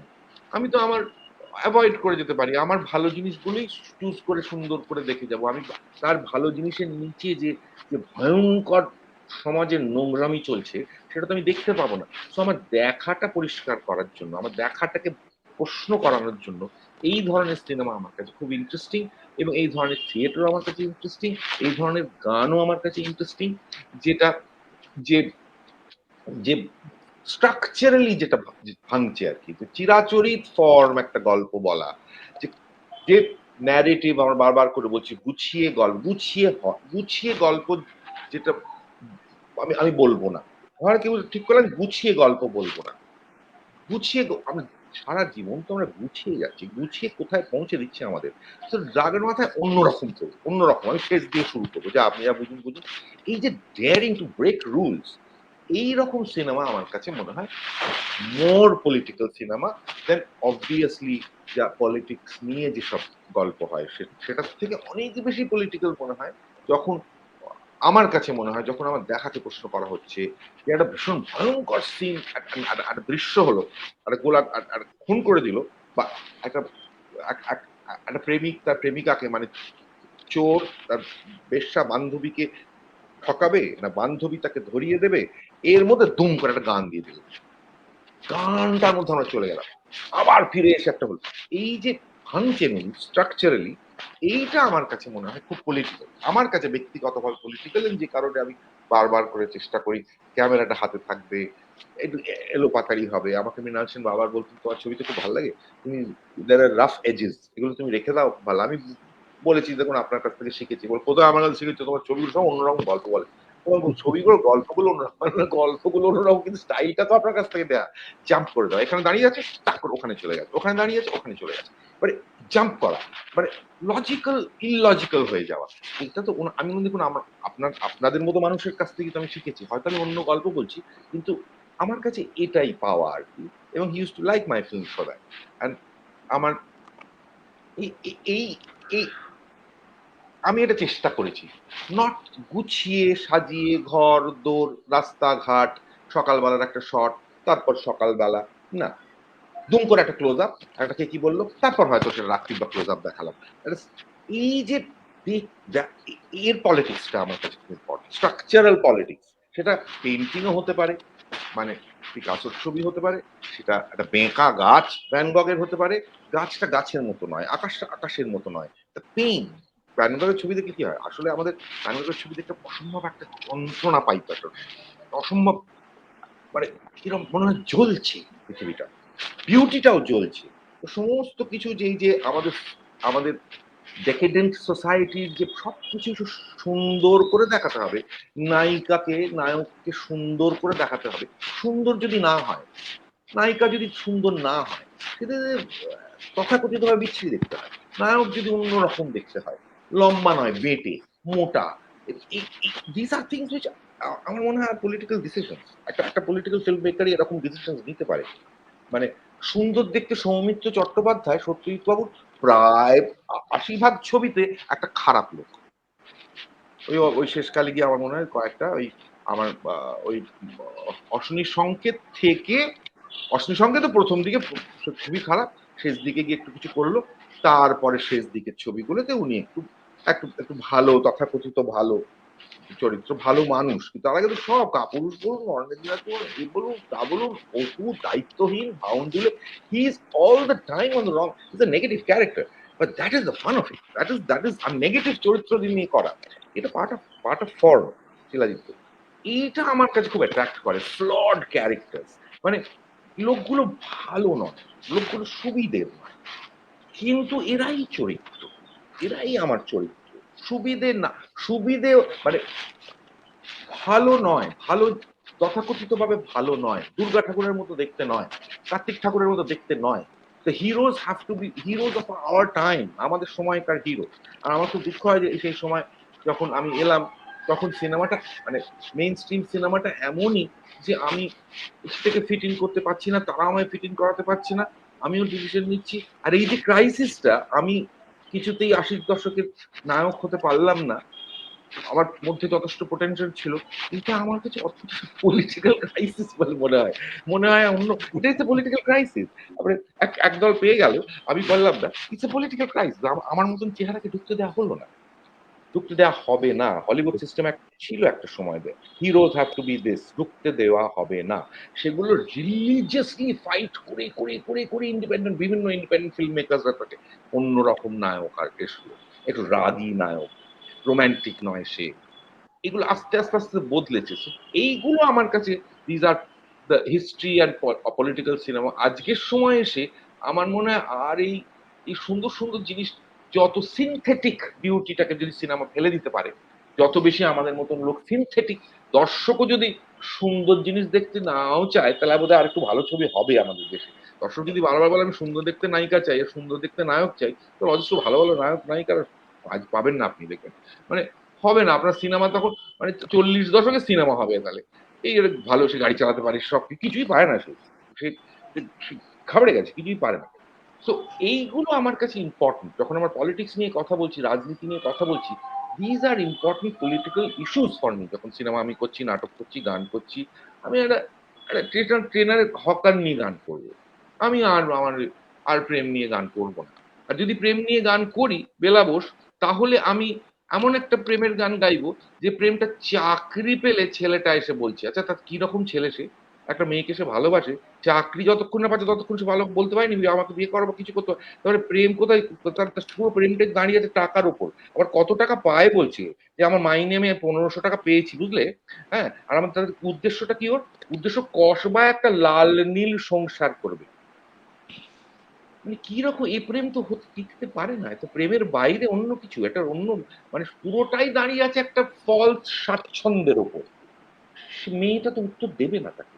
এই গানটাকে সবাই খুব প্রেমের প্রেমের গান ভাবে, অ্যাকচুয়ালি একটা প্রচন্ড স্যাটায়ার আমি লিখেছি। রঞ্জনা আমি আর আসবো না, সবাই বুঝতে পারে যে এটা একটা, এটা সাম্প্রদায়িকতার বিরুদ্ধে, কমিউনালিজমের বিরুদ্ধে একটা মজার ফাজিল গান। কিন্তু বেলা বসছে বেসিক্যালি একটা ক্রিটিক অফ আরবান লাভ, যেটা কমপ্লিটলি দাঁড়িয়ে আছে পয়সার উপর, সেটা অনেকে বুঝতে পারে না। এবং আমার কাছে এইগুলোই আমি যখন ভাবি তখন আমার কাছে এইগুলোই আমার পলিটিক্স, এটাই আমার পলিটিক্স। আমি কোন পার্টিতে কোথায় ভোট দেবো, কি করবো, নাকি আমি left of the centre, right of the centre, এটা আমায় বোঝাতে হবে, আমার কাছে দায় নেই। আমার কাছে গল্প বলা, ভাঙা চোরা, নিয়ম ভাঙবো, এটা করব সেটা করব, হ্যান্ডহেল্ড ক্যামেরা, মানে পরিপাটি হবে না সিনেমাটা। সমাজটাও তো পরিপাটি নয়, আমাদের জীবনগুলো অত্যন্ত ফ্র্যাগমেন্টেড। আমরা পেইনফুল একটা জীবন মধ্যে দিয়ে আছি। সিনেমায় ঢুকে পড়ুক সেই পেইন, ফ্র্যাগমেন্টেশন, সেগুলো ঢুকে আসুক, ঘেঁটে যাক সব। আমার কাছে এই জায়গা থেকে আমার মৃণাল সেনের কাছে আমি ইন্সপায়ার্ড, গোদার আমি inspired, the whole generation of new wave cinema, breaking rules of cinema আমার খুব ভালো লাগে। এখন আর পরিপাটি সিনেমা দেখতে ভালো লাগে না, এবং যতই সেটা পলিটিক্যাল ইস্যু হয়তো সেটা একটা মানে রবীন্দ্রনাথের গল্প নিয়ে যদি আমি আজকে একটা ছবি করতে যাই, আমি কিন্তু সেটা আর ওরম ভাবে করবো না যেভাবে দেখে অভ্যস্ত, আমি সেভাবে দেখাবো না। মানে আমি আমার হ্যাঁ, চারুই থাকবে, ভূপতিই থাকবে, অমলই থাকবে, অনেক বকবক করে অমল পালিয়ে যাবে, ভূপতি আবার ফিরে আসবে, চারু তাকে না বলবে, সবকিছুই হবে, কিন্তু সেটা দেখাবো আমি অন্যভাবে, গল্পটা আমি বলবো অন্যভাবে, শুরু করবো অন্যভাবে, শেষ করবো রবীন্দ্রনাথেরই হবে সেটা। নাটকে যদি বিসর্জন যখন করেছিলাম, সমীর আমায় অসম্ভব হেল্প করেছিলেন, সমীর বন্দ্যোপাধ্যায়, যে বলছে তো মানে এই মানে একটা ট্রেডিশনালি না দেখে, একটা ট্রেডিশনের জিনিসই আমি অন্যভাবে আমি হ্যামলেটকে দেখবো, অন্যভাবে আমি শেক্সপিয়ারকে দেখবো, অন্যভাবে আমি ব্রেক্সটকে দেখবো, অন্যভাবে আমি রবীন্দ্রনাথকে দেখবো। রবীন্দ্রনাথের গান আমি কি সুর, লয়, তাল পাল্টে দেবো বলছি? তা নয়। আমি তো বলছি না যে কিন্তু রবীন্দ্রনাথের গানের মধ্যে একটা রাগ আছে, কিছু কিছু গানে জেগে গিয়ে গান লিখেছিলেন, সেই গানটা আমি জেগে গাইবো না, আমি সেটা মানে দুঃখের গানের মতন গাইবো? ওনার রাগের গানগুলো, ওনার অভিমানের গানগুলো আমি একটু অভিমান করে গাইবো না? আমি সেটা মানে প্রেমের মতন করে গাইবো? ওনার হতাশার গানটা আমি হতাশ করে দেবো না, মানুষকে গানটা শুনিয়ে হতাশ করে দেবো? তো এটা তোমার কাজ। এবং দেখবেন অধিকাংশ ক্ষেত্রে কোথাও গিয়ে বোধহয় আধুনিক ছেলেপুলেরা, মানে এখনকার ছেলেপুলের গানগুলো গায়কিটা সেরকম নয়। তো আমার কাছে পলিটিক্সটা সেখানেই, দেখ আমি কিভাবে নিয়ে যাব, কিভাবে সেটাকে দেখাবো।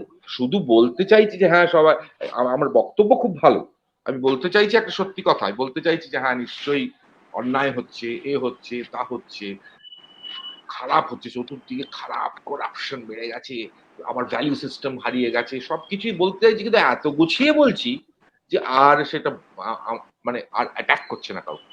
কিন্তু যদি স্ট্রাকচারালি চেঞ্জ করা যায় শিলাযুক্ত, তাহলে অ্যাটাক বোধহয় স্ট্রঙ্গার হয়, এবং সে অ্যাটাক কোনো সেন্সার থামাতে পারে না।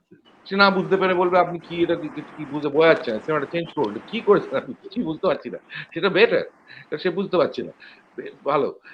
এইটা আমার কাছে, আমি ফাজলামি করছি, কিন্তু I think that is very political, strong political stance. ঠিক আছে অঞ্জনদা, আমরা আবার একটা খুব গুরুত্বপূর্ণ প্রসঙ্গে আসবো, সেটা হচ্ছে অভিনয়।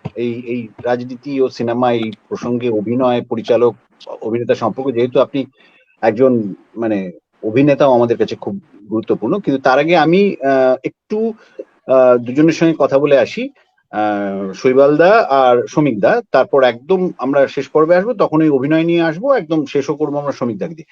আমি একটু শৈবালদাকে, আচ্ছা অঞ্জনদা আপনাকে একটা কথা বলার ছিল, সেটা হচ্ছে যে আপনি একটু মাইক্রোফোনটার ব্যাপারে সতর্ক থাকবেন, আপনার গায়ে ঘষা লেগে মাইক্রোফোন থেকে একটা আওয়াজ হচ্ছে, এটা আমাকে শৈবালদা এক্ষুনি জানালেন। আপনি পরের বার কারণ ওটা একটা রাজনৈতিক স্টেপ, মানে আমি উত্তেজিত হয়ে গেছি তো, হাত পা নাড়ছি, ওটা শৈবাল, ওটা আমার রাজনীতি, ওটা কি করবো, সরি। না না না, ঠিক আছে। আচ্ছা শৈবালদা আপনাকে প্রশ্ন, যে এই প্রশ্নটা এইটা, যে এই যে অস্বস্তি, এই যে অন্তর্ঘাত, মানে সাবভার্সনের কথা বললেন এবং এই অস্বস্তিকর একটা জায়গায় ফেলে দেওয়ার কথা বললেন, আমি একটা জাস্ট প্রসঙ্গ তুলে আবার মানে আপনাকে খেই ধরিয়ে দিচ্ছি, যে মৃণাল বাবুকে আমি একবার প্রশ্ন করেছিলাম যে আপনি তো 65-এ আকাশ কুসুম করলেন, তারপর 69-এ এসে আপনি ভুবন সোম করছেন, তারপর 70-তে ইয়ে করছেন, ইন্টারভিউ করছেন, তারপর ক্যালকাটা ওই ইন্টারভিউ, ভুবন সেন ইন্টারভিউ থেকে আপনার একটা নতুন পর্ব শুরু হলো। তো আপনার মধ্যে এই যে ফর্মের ভাঙচুর, যেটার কথা এক্ষুনি অঞ্জনদা বললেন আর কি, এই ফর্মের ভাঙচুরটা কেন তৈরি হচ্ছিল, এবং আকাশ কুসুমে তার একটা প্রয়োগ আমরা দেখতে পেয়েছি। তো এই ঠিক যা শ্রমিকদা একটু আগে বলছিলেন এবং অঞ্জনদা এতক্ষণ ধরে বিস্তারিত ভাবে বললেন, সেইটার ক্ষেত্রে উনি এইটা বললেন হঠাৎ, যেটা সেটা হচ্ছে যে আহ আমার মধ্যে না একটা অসম্ভব অস্থিরতা কাজ করতো, এটা আমাকে বলছিলেন। আমি ইচ্ছে করে বললাম যে দেখুন, আপনার ফর্মের ভাঙচুরটা যখন থেকে শুরু হয়েছে, নকশালাইট মুভমেন্ট বা নকশাল আন্দোলনের রাজনীতিটাও সেই সময় থেকে, এই দুটো তো অদ্ভুত ভাবে প্যারালালি চলছে। বলছে শোনো, আমি নকশাল রাজনীতির পক্ষে না বিপক্ষে এই আলোচনাটা পরে, বড় কথা হচ্ছে আমি এটা দেখাচ্ছি কি দেখাচ্ছি নাটাও, দেখাচ্ছি তো বডি, একটা ডকুমেন্টেশন আমার ছবির ভেতর আছে, কিন্তু সেটারও আমি কোন রকম তার সম্বন্ধে কোন রকম ভ্যালু জাজমেন্ট করছি না। কিন্তু আমার মধ্যে কোথাও মনে হচ্ছিল যে যেভাবে আমাদের জীবনযাপন হচ্ছে 60-এর দশকে, এবং 60-এর দশকের গোড়া থেকে আমি যেভাবে দেখছি যে সমস্ত ফেলিওস গুলো, মানে ইকোনমিক্যাল ফেলিওস এবং সোশ্যাল ফেলিওস, এবং এই সোশ্যাল এবং ইকোনমিক্যাল ফেলিওস গুলো আমার মধ্যে একটা অসম্ভব রাগের জন্ম দিচ্ছিল এবং একটা অস্থিরতার জন্ম দিচ্ছিল, যে অস্থিরতা আমি টের পাচ্ছি 60-এর দশকের মাঝামাঝি থেকে, যে কারণে আমি আকাশ কুসুম করেছিলাম, ফর্মের কথা বলতে গিয়ে বলছেন। এবং সেটারই পরিপূর্ণ প্রকাশ হয়তো হয়তো মানে সে আমায় বললেন তোমরা সেটা জাজ করবে, আমি ভুবন সোম থেকে করতে পারলাম। কারণ আমার কোথাও মনে হচ্ছিল যে যেভাবে বলা হচ্ছে সেটা, তার ভেতর দিয়ে অসম্ভব ভালো ছবি হচ্ছে, কিন্তু যেভাবে বলা হচ্ছে সেভাবে বলা যাচ্ছে না। আমি যে কথাটা বলতে চাইছি তার জন্য একটা অন্য কিছু করা দরকার, অন্য কিছু বলা দরকার, যেটা এক্ষুনি অঞ্জনদা বললেন বা আগে শ্রমিকদা বলেছিলেন, ওই অস্বস্তি, ওই সাবভার্সন, ওইটার জন্যই কিন্তু আমি ফর্মের ভাঙচুরটাকে সাংঘাতিক ভাবে বেছে নিয়েছিলাম। মানে এটাও একটা ওর রাজনৈতিক ছবির ক্ষেত্রে, ওর ছবির ক্ষেত্রে একটা পলিটিক্যাল স্টেপ, রাজনৈতিক স্টেপ আর কি। তো আপনার ছবির ক্ষেত্রে এই অস্বস্তিটাই, একটু আগে আমি দেখলাম একটা প্রশ্ন এসছে, সম্ভবত সুখেন বাবুর প্রশ্ন, কল্যাণী বিশ্ববিদ্যালয়ের অধ্যাপক, যে এই অস্বস্তি ফেলে আপনার ছবি, এই যে আপনার তখন কুয়াশা ছিল, এই ছবিটা খুব অস্বস্তিতে ফেলছে আর কি, মানে মধ্যবিত্ত মনকে আর কি।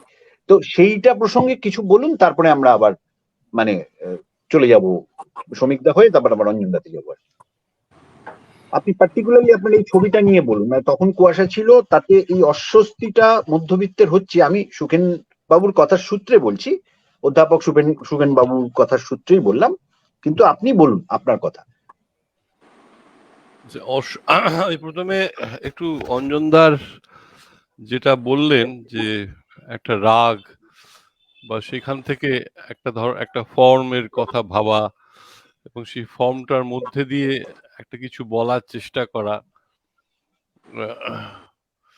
এইটা না অঞ্জনদার যে প্রজন্ম বা আমি তার একটু কাছাকাছি, এই যে রাগটা তৈরি হওয়া, এটা খুব ইম্পর্টেন্ট একজন ফিল্ম মেকারের ক্ষেত্রে। আমি যেহেতু সিনেমার লোক, এই রাগটা যদি একটা ফিল্ম মেকারের ভেতরে, তার চেতনায়, তার অস্তিত্বের মধ্যে দিয়ে না ফুটে বেরোয়, তাহলে সেটা কখনোই তার ছবিতে আসবে না।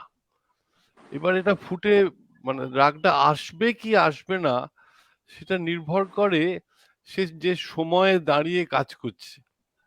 মানে অঞ্জন দ্বারা যে সময়ে কাজ শুরু করেছেন বা তার কিছুটা আমরাও পেয়েছি, সে সময়টাই ছিল একটা উত্তাল সময় এবং সবকিছুকে মানে না বলার, অস্বীকার করার, প্রশ্ন করার একটা একটা জেদ, একটা সাহস খুব সহজেই এসে যেত আমাদের মধ্যে।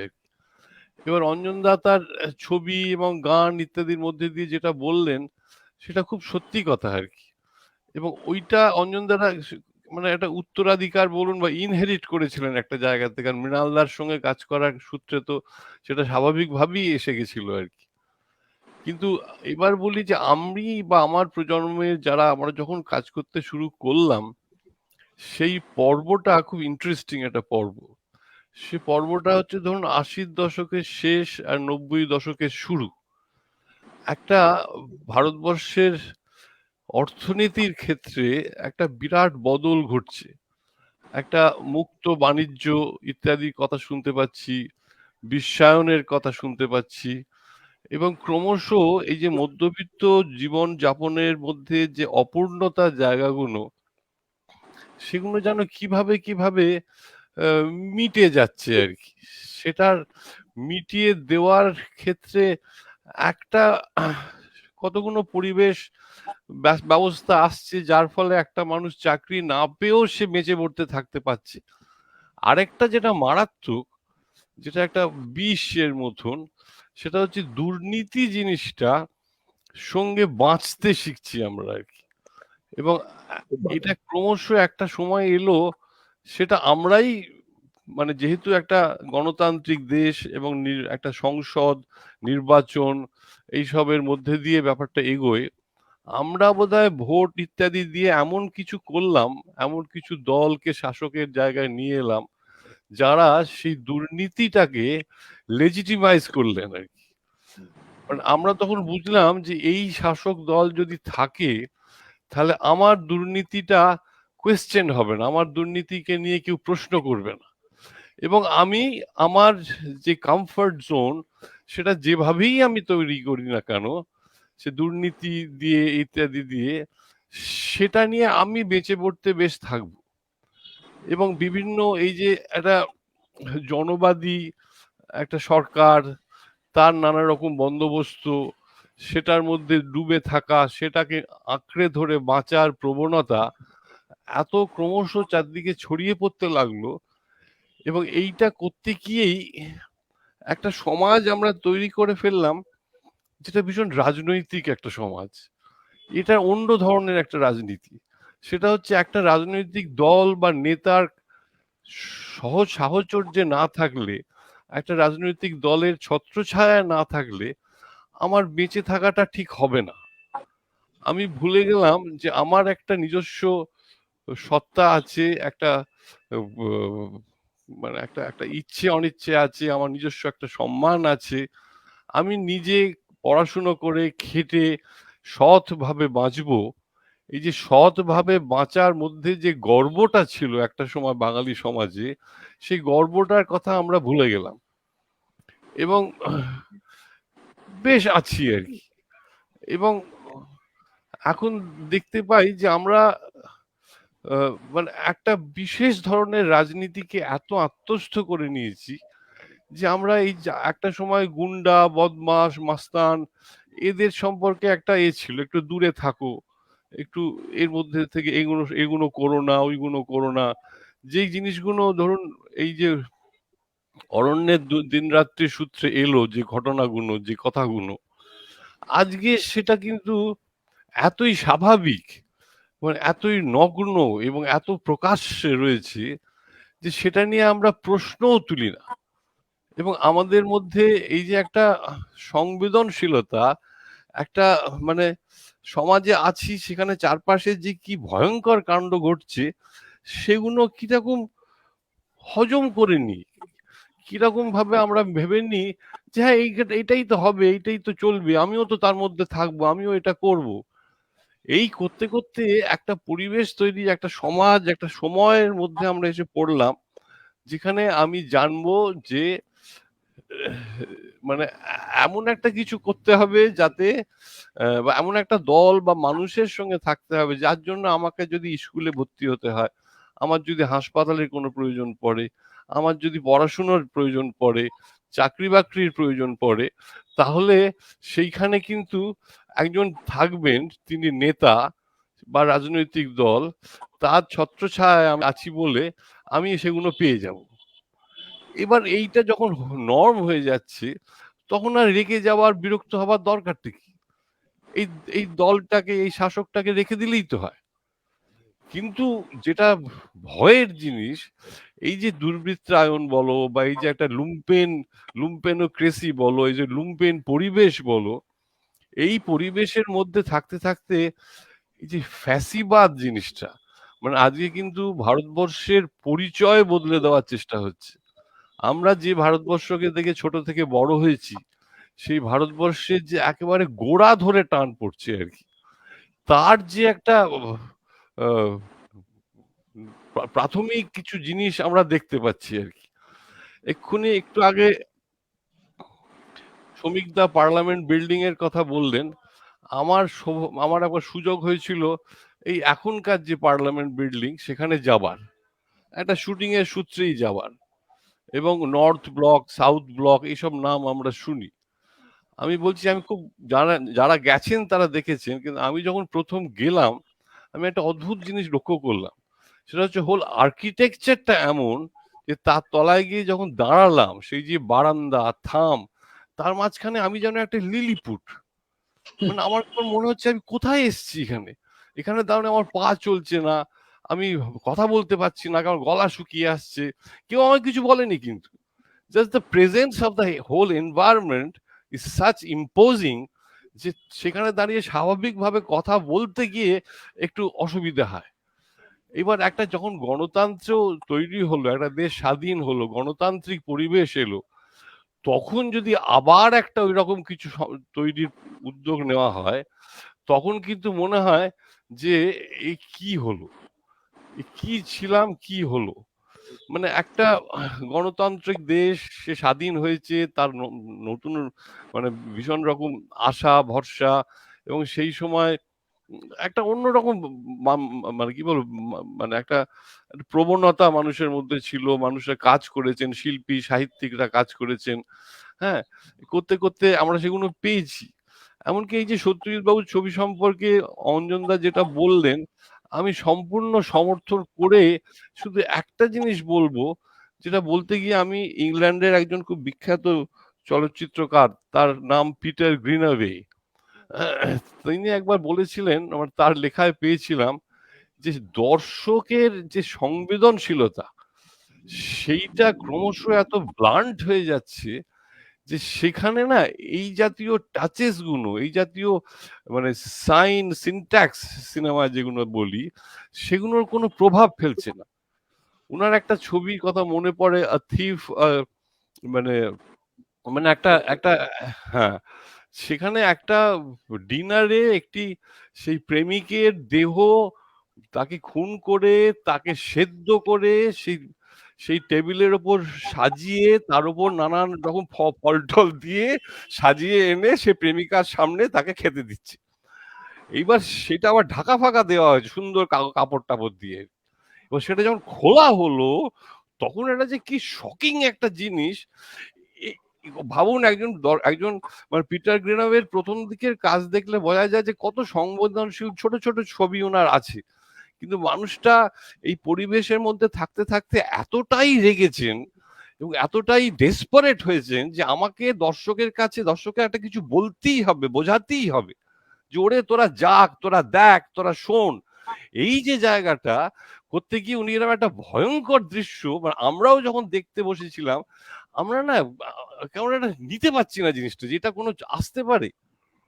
তো এই সব করতে করতেই আমার যে ছবিটা এখানে আলোচনা অনেকে বলছেন, আমি সেটা মনে করি সেটা খুব একটা ইয়ে নয়, মুখ্য বিষয় নয়। আমার ছবির ভাবনাটাও এরকম ভাবেই উঠে এসেছিল যে একটা ছবি করতে হবে যেখানে আমাদের যে রাজনৈতিক পরিবেশ, সেই পরিবেশটার মধ্যে আমরা কিভাবে বাঁচছি, কিভাবে তার সঙ্গে মানিয়ে নিচ্ছি বা চলছি, সেইটার কথা যদি বলা যায়।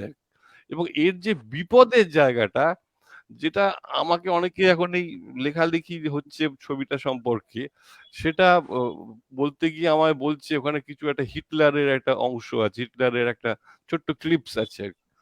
আমি শুধু এইটুকু, আমি সাধারণত বলতে চাই না, কিন্তু এইটুকু বলছি যে ওই যে একটা একটা এবং একটা রবীন্দ্রনাথের গানও আছে, মানে সেটা এত আকস্মিক ভাবে এনেছি আমি, এই জন্যই এনেছি যে আমি বিশ্বাস করি যে এই যে লুম্পেন তন্ত্র আমাদের চারপাশে, শুধু আমাদের রাজ্যে নয় সারা দেশ জুড়ে চলছে, হ্যাঁ, সেইটাই হচ্ছে ফ্যাসিবাদের জন্মের সবচেয়ে উর্বর জমি।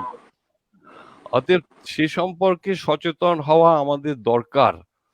এবং এই যে তুমি শিলাদিত্য আমাকে একটু আগে একটা বলছিল যে এ সম্পর্কে, ওই কি বলে, ওই যে মূল পুটু চরিত্রটা সম্পর্কে, সে কিছুই করে না, সে মুহ্যমান ব্যাঙ হয়ে বাঁচতে চায়। মুহ্যমান ব্যাঙ শব্দটা অঞ্জনদার খুব চেনা লাগবে, কারণ ওটা আমাদের এক পরিচিত বন্ধু খুব বলতো, রাজা চ্যাটার্জি তার নাম ছিল, সেটাকে ব্যবহার করেছি।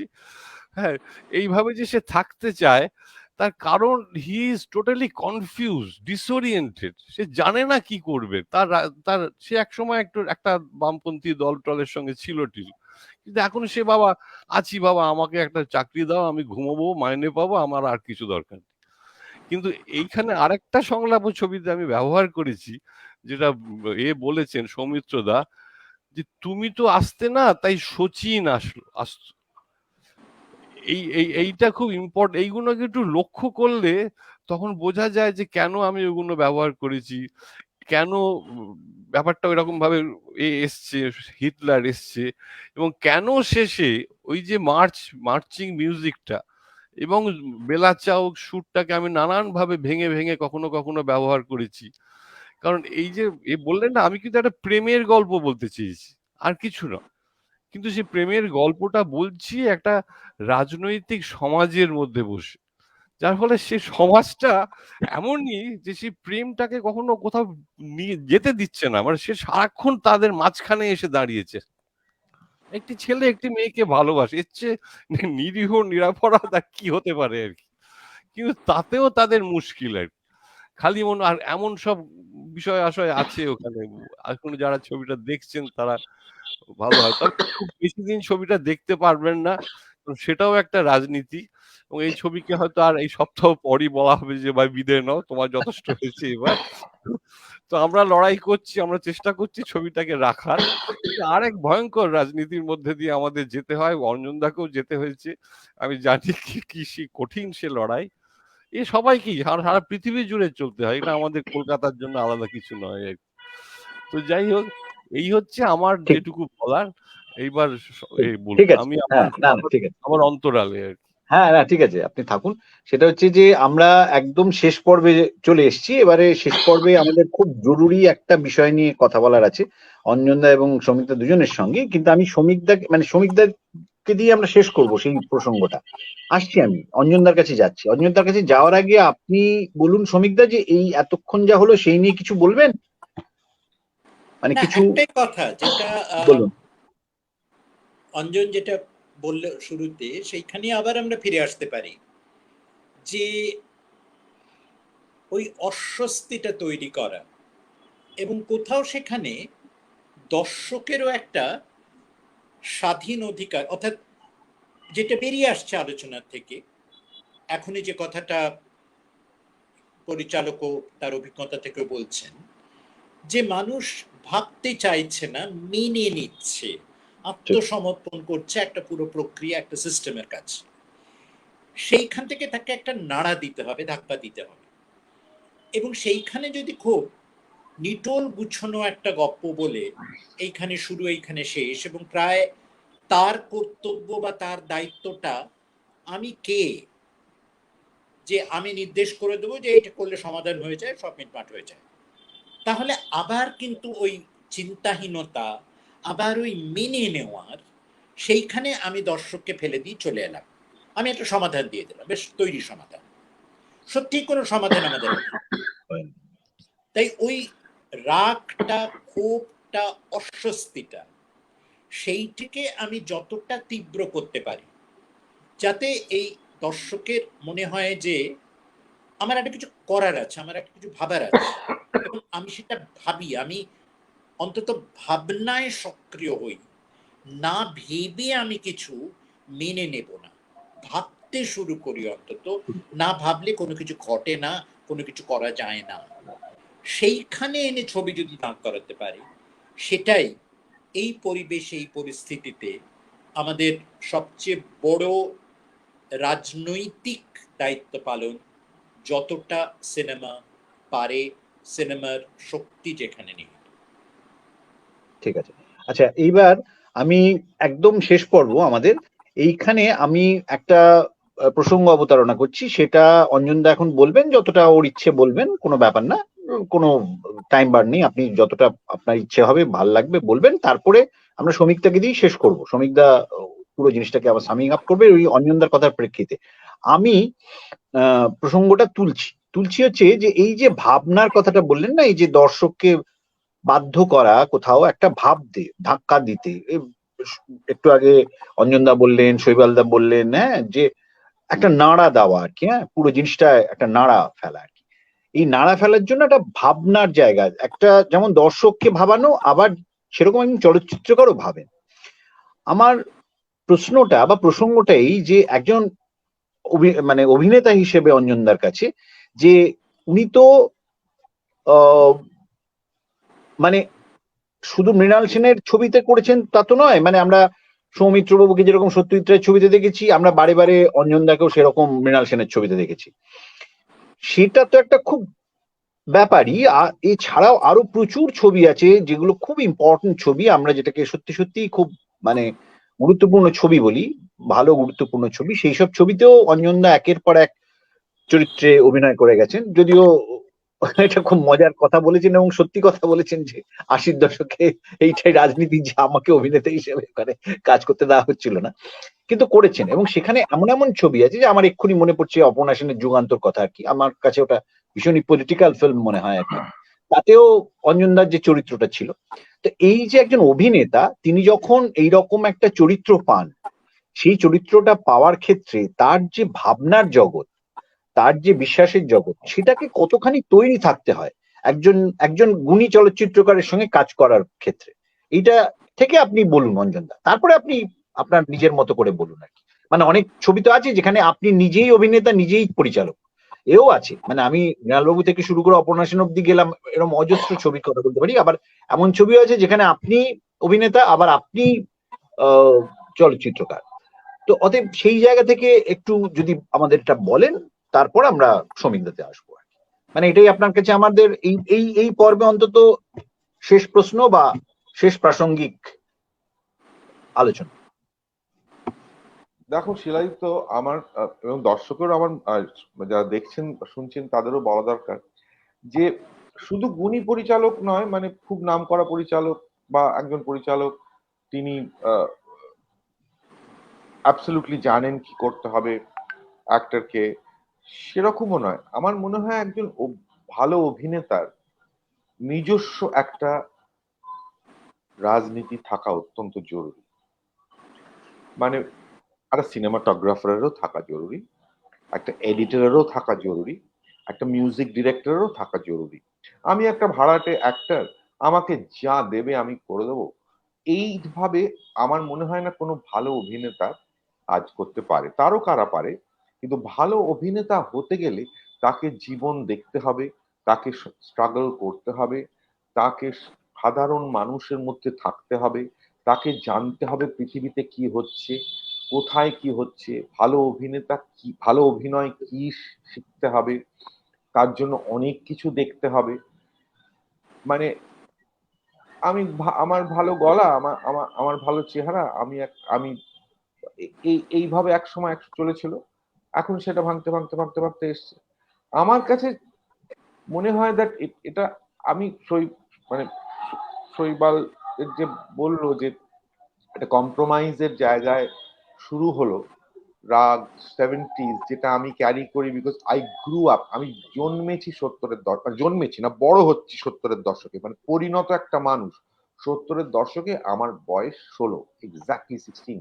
মানে যা কিছু আমার বোধ বুদ্ধি তৈরি হচ্ছে ওই সময়টা থেকে, যে সময়টা আমি ক্যারি করছি নানাভাবে। 2021-এ এসেও আমি সেটাকেই ক্যারি করছি প্রচ্ছন্নভাবে।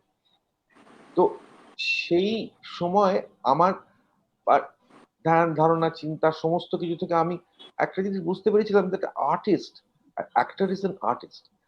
সেখান থেকে এমন একটা সময় আমরা এসে দাঁড়িয়েছি আজকে, যেখানে আমি অধিকাংশ ভালো অভিনেতার দেখছি তাদের নিজস্ব কোনো বিশ্বাস নেই, নিজস্ব কোনো বেশিরভাগ ক্ষেত্রে দেখছি অল্প কিছু আছে, নিশ্চয়ই আছে, কিন্তু এত বড় একটা ইন্ডাস্ট্রি, সারা one of the largest industry, সেখানে দেশ যেটা আমাদের, সেখানে অ্যাক্টার্সদের নিজস্ব বিশ্বাসটা কিরকম কমে গেছে।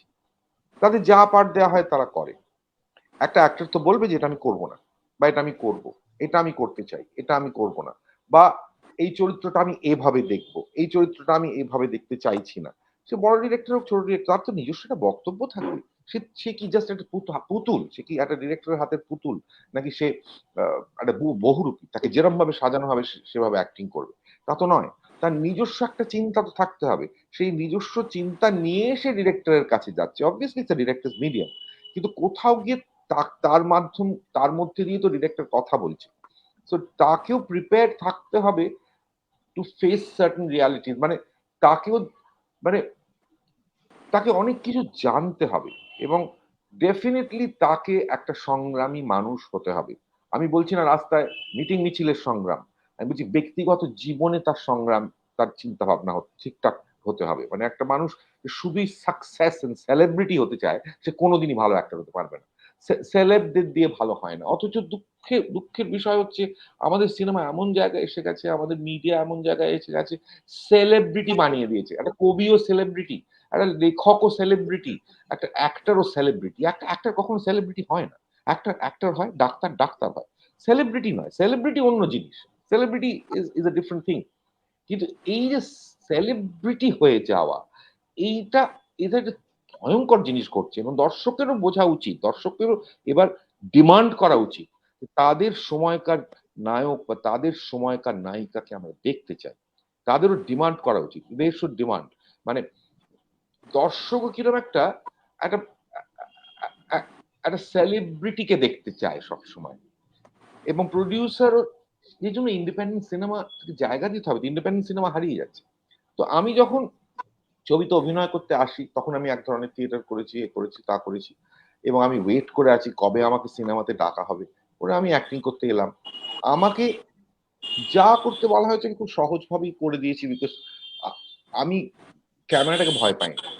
কিন্তু আমি মৃণাল সেনের সঙ্গে কাজ করতে করতে, মানে বাদল বাবুর কাছ থেকে খানিকটা শিখে, এখান থেকে ওখান থেকে শিখে, যে মানুষগুলো এক ধরনের র্যাডিক্যাল মানুষ বলবো, র্যাডিক্যাল চিন্তার মানুষ, যারা তথাকথিত চিন্তা করতেন না, তাদের কাছ থেকে আমি এটা পেয়েছি যে একটা অ্যাক্টরকে ডেফিনেটলি একটা অ্যাক্টরের একটা বিশ্বাস হতে হবে। মার্লন ব্র্যান্ডোর বিশ্বাসটা কি আমরা সবাই জানি, কি কোন রাজনীতিতে নেই। He was a leftist, he was very strong leftist.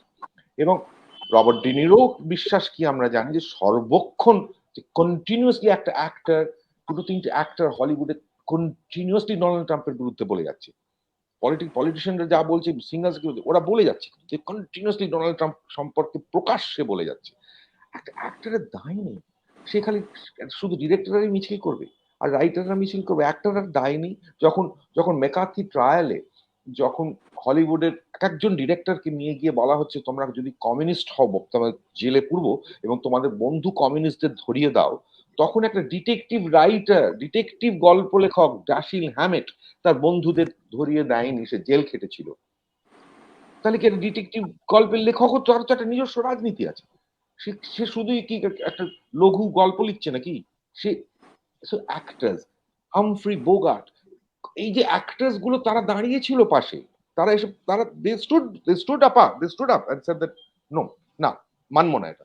So actors have a role, অ্যাক্টার্সদের নিজস্ব একটা বিশ্বাস থাকে, শুধু ডিরেক্টরদের থাকে না। আমি যখন নবেন্দু চট্টোপাধ্যায়ের অভিনয় করতে গেছি, শিল্পীতে আমায় ডেকেছেন, আমি অবাক, আর তাঁতির পাঠ করবো ধুতি টুতি পরে, আমি খুব ঘাবড়ে গেছি। আমায় ডেকেছেন, রঞ্জন এসো তোমায়, আমি গেলাম, তো উনি বললেন যে তুমি এটা করবে। তো আমি মানে উনি জাতীয় পুরস্কার প্রাপ্ত, ভালো ভালো ছবি করেন, আমি সত্যি কথাই বললাম যে রবীন্দ্রনাথ আমাকে মানাবে? কেন কেন? আমি বললাম যে না, মানে আমি তো একটু শহুরে টাইপ, মানে ও তো মানে মদন তো গ্রামের চাষি। রবীন্দ্রনাথ অদ্ভুত একটা কথা আমায় বলেছিলেন, উনি বলেছিলেন আচ্ছা শোনো শোনো শোনো শোনো, সিনেমার চাষা হয় জানো? সিনেমাতে চাষা, বেসিক্যালি সিনেমার চাষা। কবিতার চাষা হয় জানো? গানের চাষা হয় জানো?